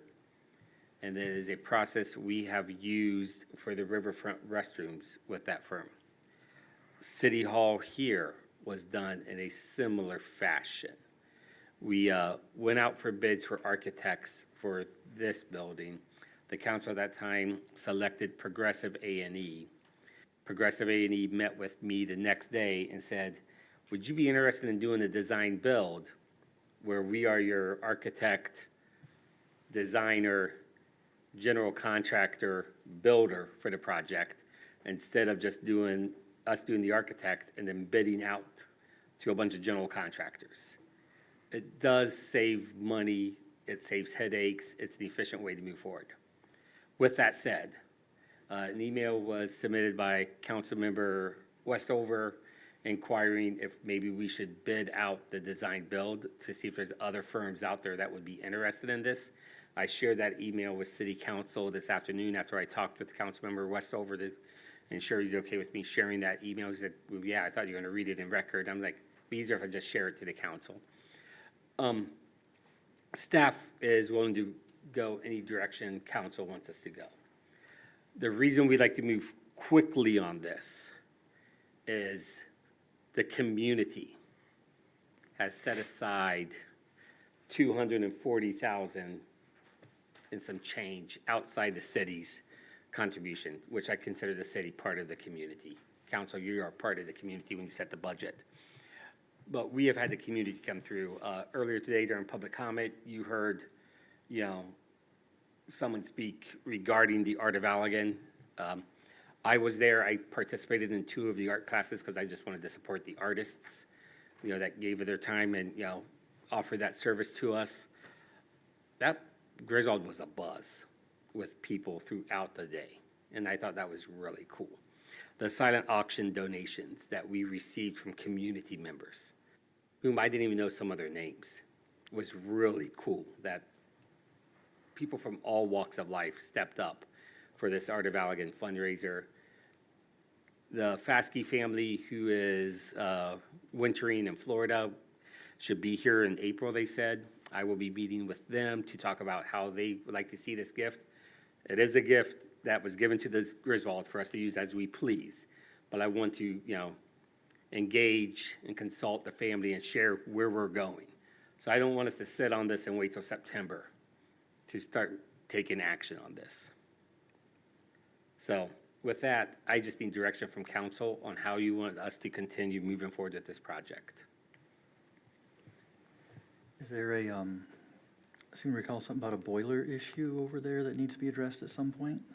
So it is a very old lake, and maybe that's the wrong term, so I apologize. It's a very old building, and we are going to continuously have issues that are going to come up with it. The boiler right now works there just fine. As part of the design build, we are going to want to, and I'm going to use the wrong technical term, but we're going to want to install recirculating heaters at the restroom facilities and at the bar facility on the first floor, because the boiler's in the basement. And for those of you that went on the tour to see the back areas of the Griswold, it's a long way from the basement to that first floor. So we're gonna have to install some stuff to keep, so it heats up there. Part of the design with the Kugelard construction was relocating the mini split outside unit to the back of the building, which will, help free that up a little bit. So we're always gonna have some issues there that we're gonna have to deal with, but that boiler's working fine. I've been to many shows there. The heat is working, the air conditioning is working in the auditorium. There is no air conditioning in the basement, so it can get warm on a summer afternoon down there. So What I would want to see, personally, is I see you attached a report that I brought up last time, was a report that we had from Abernarsh. The boiler is, it's an A item, so it's in good condition, was put in 2014. Have we gone through that list to update what we have already addressed off that list, such as the windows and certain things, just so that we can say what's already been addressed out of this report? Because putting a new ADA entrance, is it saying we're gonna do this, or is there other priorities that we really should be looking at out of that report that are still needing to be addressed as well? Sure. yeah, I think we did some of the windows, you mentioned the windows, but I know a lot of the windows had a lot of paint peeling, and if we restored it, like the ones on the back and side, Yeah. I just, there's that whole list that we paid to have them go through and make. Have we gone through and just kind of checked off, hey, we've already done this, did this? Yeah. Internally, that report itself hasn't been updated. I'm not wanting the report, but even if you Sure. redline it and put it in the PDF to go, we did this in this year, did this, and then that way Yeah. we're all, know what's kind of already been accomplished and what items are, because there is some items in here that are, of course, rated at a C, that they say that they're at and past their service life.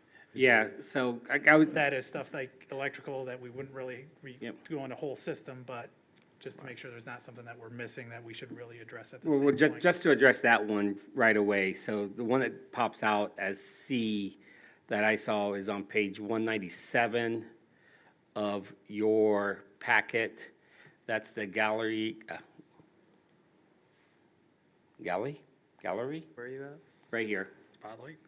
Yeah, yeah, room 401, which is the upstairs hallway. They talk about windows, repair ceiling, wall, and paint.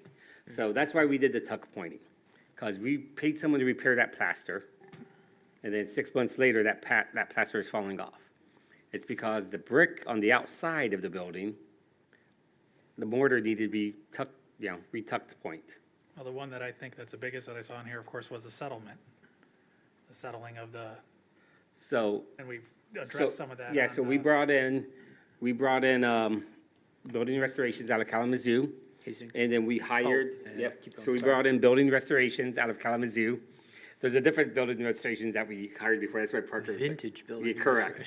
But this one, we brought in building restorations out of Kalamazoo, worked with Abin Marsh's structural engineer, because they were seeing some different settling. And from that report, which we shared with council, I believe at that time was, the building's fine, there's no structural issues here. Visually, it looks askew, but structurally, it's fine. Which allowed us to feel comfortable going forward with the tuck pointing process, because we weren't gonna tuck point a problem or a building if we had a structural issue with said building. So that really saved us, some time and energy there. Yeah, that's what I'm just saying is before we go approve the next, I wouldn't mind going through that. If you guys want to go through that list and just kind of mark down in the PDF, hey, we've addressed this, this, and this. And then that way, when it comes to approving the next, we can look at that list and go, we paid to have this list done so that we know Yeah. what we're in the future for. So we can go ahead, and again, this is for the whole council. We can go ahead and we can update or review and notate, this system here or this report here. I would offer that the Community Foundation grant and the MAC grant specifically can only be used on the first floor lounge. That's what the grant was applied for, that's what it was awarded for. I would offer the FASCI gift. When someone gives you that kind of contribution, I hope we put it on a forward-facing, public-facing improvement. And that's what I mentioned in my report. Yes, there are gonna be other areas in this building that are going to need to be massaged and cleaned up, the locker rooms, the changing rooms, behind the stage, one level down. Those are not attractive. Both of my kids did theater all the way through high school. Those are not attractive changing rooms. Those could be cleaned up. A loading dock, fixing that issue would be good. But I don't think that's not something I would recommend council to allocate Mr. Fasky's gift. I think that really should be a forward-facing, something that pops kind of, thing. Sorry. Go ahead. I was just gonna say, so, some questions came up at our chat with council, like, have we had complaints about accessibility, like, right now? Because, I'm hearing you, Joel, but I'm also thinking, like, internally, when you first walk through the door, like, we need some improvements, because we really need it growing. We need shows there, we need income coming in, so that's kind of that's where I would go, is like, I love how the Marilla Lounge is gonna look, and I think it's gonna attract more people to have things there. I think we need to do that also, like, in the actual theater and downstairs, so that it's more welcoming, so that we're utilizing it more, and throw in some shows and stuff. Hopefully, at that point, if it's booked every weekend, it'll be no issue to put in the ramp later. But have you had any complaints about it or anything? Yeah, so I would offer multiple things in regards to that inquiry, which I knew came from a resident, requested that information. I have had people complain to me about having to come through the side door to get to the first floor, which means you have to go up the ramp, go through the Marilla Lounge, and then come in that way, or the first floor lounge. I would also offer to that resident that underserved people usually don't fight for themselves. History has shown us that it takes a while for underserved people to stand up and say, what gives?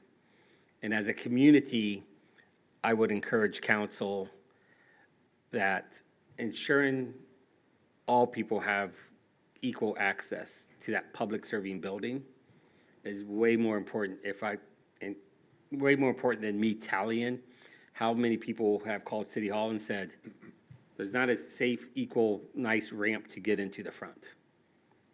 I would not encourage council to have a public building that, treats a certain population as a second-class kind of citizen. Not sure if that's the direction that inquiry came from. That gentleman has never talked to me before.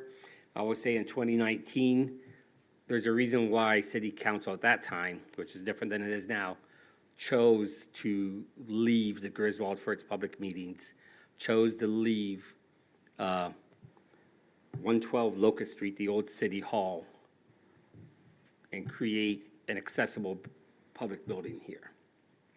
So that would be my conversation and my direction to that individual. Well, and I'm dating someone who's disabled, and if I wanted to go to a show, to have to go into the side door so that they didn't feel like they had to go in there uniquely, I would want to be able to go through that front door with them and have them have that same experience that I'm having. So I agree with Joel in this. I mean, we don't have to have a bunch of complaints. We have to address people here and now. As far as complaints and recent usage, I mean, this past weekend, the community players held 4 days of performances, Thursday, Friday, Saturday, Sunday. And I don't know of any direct complaints that were received, but the weekend before that, during the Art of Allegan event, we had an individual who used a walker and couldn't access the full building, and there was no clear signage to let them know that it was a multi-level event. And they followed up after the event with a phone call and a complaint. And then the week before that, the Allegan County Community Foundation held the Anne Frank exhibit at the building, which was also a multi-level event. And Ryan used the AMP, the four-wheeler that we have, our new golf cart, to transport somebody who had mobility issues and couldn't use the stairs from the main floor to the basement level, back and forth, because it was an event that had multiple things happening on multiple levels, so. Well, this ramp's not addressing that part Correct, anyways. no. And I just look at the cost on that ramp and I go, how in the hell does? Yeah, $160,000 ramp. Dollars for a ramp made of dirt and cement. No, it seems a bit way out of line for what I it think the is. same Especially when we're on And I such tight just- budget things that we're arguing over $12,000 for a park. I could see it, you And know. we'll just throw $160,000 at a ramp. Yeah, I just see it as we gotta go out and look for if that's truly what that costs, because that seems very high to me for what I see on the screen for a ramp. And what's wrong with, we're not ignoring it, but why couldn't we take a portion of that, set it aside for, in 1 year, 2 year, doing the full ramp? And looking at a elevator, because when I was at the Art of Allegan, and so that was the biggest thing, is people that had accessibility, like came in downstairs, they had to go out and up and around. It would be really nice, I mean, so that they could get to all the floors as well. But yeah, like, I don't think that the citizen and myself are not saying like, never do the ramp. It's just looking at where do we prioritize in this moment, only because we need to bring more shows in, more events in, more profit, so that we can like just make this the beautiful place that it is and continue that. And that's why I asked, was there complaints? And if there is, like, more power for it, because I don't want to like leave anybody out, but also, you know. I think there was also a short discussion about improving the access to the side entrance. And then the side entrance is gonna be right into the Murillo Lounge, which after this improvement's gonna be like the best part of the entire place anyways. So, it's just a lot of money when I think looking into an elevator would be a far better, would far better help that community. I don't know, the elevator still for me in that building isn't as high of a priority, but that's just personally because not a lot of times we have multi-level events. It's kind of a rare to have actually multi-level events that I've seen, to have stuff down in the basement and the first floor, but maybe it's more common than I think. But the ramp there just seems like, to me, it just seems a lot of money for what I'm seeing as the design here. And I also then see I have even more railings to maintain, more more maintenance and what is it bringing in more to that theater? Because that's been the major problem of the Griswold, is how do we make it self-sufficient, or at least make it less of a burden on our budget every year? So just very quickly, again, council, you can give the direction. I mean, since we kind of zoned in a little bit on that front elevation, that's on page 181 of your packet. The location of the proposed ramp you see there has the correct fall for ADA guidelines. So there's not really a different way to do that ramp. That ramp also, when we were talking with the designer, we wanted to design it in such a way that it doesn't eat up the front of that building, and it kind of blends in a little with that building. We looked at the front entrance to the Zealand City Hall, just northwest of here. I didn't appreciate the way that front entrance looks. The columns you see there are brick masonry columns. You have limestone caps. I mean, this is a quick CAD drawing, so it doesn't capture all that stuff with downward lighting. I just think brick masonry, and I think brick masonry cement pillars, and going, what happens when we have to get these fixed in the future? Part of maintenance, yep. The landing pad up there is oversized to accommodate groups that are there. So if we want this to be rented more, because right now, the events we get there, if it's a concert, we lose money. If it's Allegan community players, we lose money. It's weddings that will generate money there. This becomes more of a photo opportunity for a wedding party, et cetera. Also, there is, if you've been in the front door of the Griswold, which most of you have, you've noticed that we have uneven steps at the top of that, and we have a major tripping hazard right as you walk in. And I have watched. Yeah, that was what I was gonna ask, is this addressing that? Because even if you did this up to there, those doors aren't. Yep, so this takes that patio all the way up to make it flush, so we take away that little tripping hazard. This also realigns this ramp we have right now, so it enters into the center of this, because right now it does something like this. And you can't see my screen, so I don't know why I'm dragging my mouse on this, so I apologize. But it realigns that. And then part of the design build, the cost could come significantly down based on what they're showing. The estimate we got was just, okay, this is where we think we're gonna land. It doesn't lock us into that price. The question is, are you in a position now where you want to pull the trigger and start the design build process? Do you not want to do a design build process? Would you rather us just hire an architect for $40,000 to $60,000 to design and give us all the, estimates that they think it's gonna cost, similar to what we do with our infrastructure projects? So the question is, do we want to do the design build? And then at a later date, we can discuss like where we're going to focus. Because, I mean, if you're talking like weddings, I've gone to several weddings, and it would be like the wedding was on the stage, but the reception was in the downstairs. And again, we have that issue of they had to go up and out and around and down, so anyway. So if it's just that, I'm happy to make the motion that we move forward with the design. So no motion needs to be made. Okay. The recommendation is just to discuss and give direction.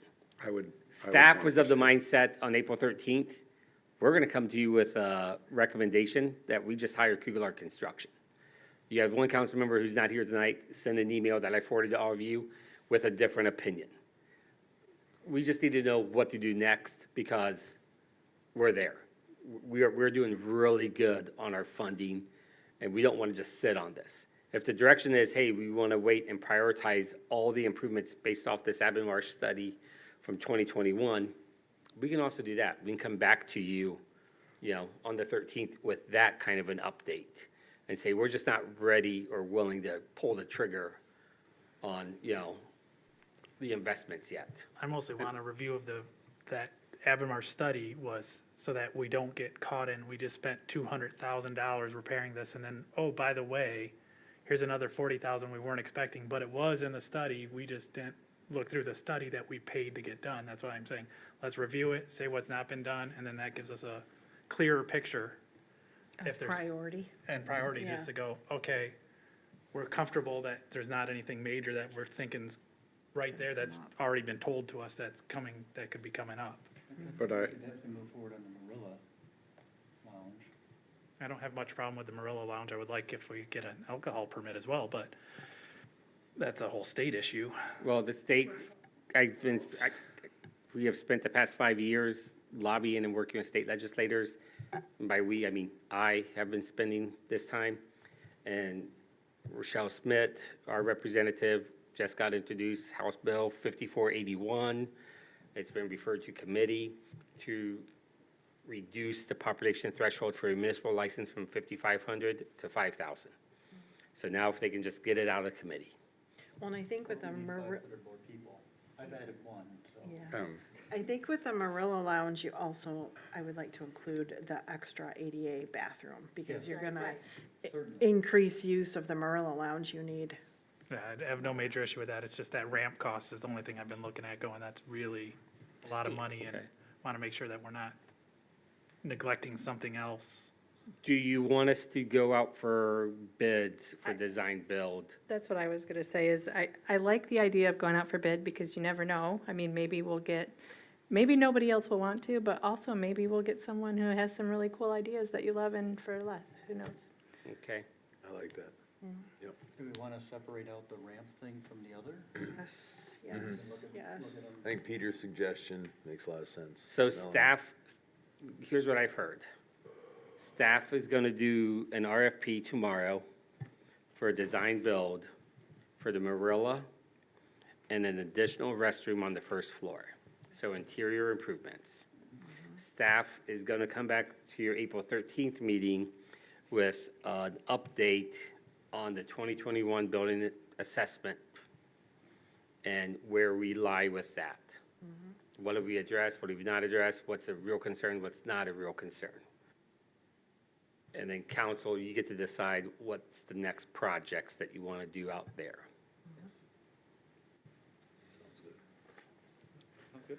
Okay, so real quick for the elevator, we've looked at 14 different locations on that building. You're looking at $750,000. I believe it.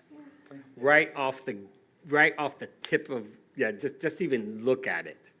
That's a big project. I'm just surprised there was never one, though. That's interesting, like, because, I mean, well, I know, but like, even my building, it's a very old building, and we've got the ones where you shut the. Even a freight elevator, I'm surprised they didn't put a freight elevator in it, knowing there's gonna be a lower level, a middle level, and another level, and an upper Had level. something to do with the funding just dried up when the stock market crashed.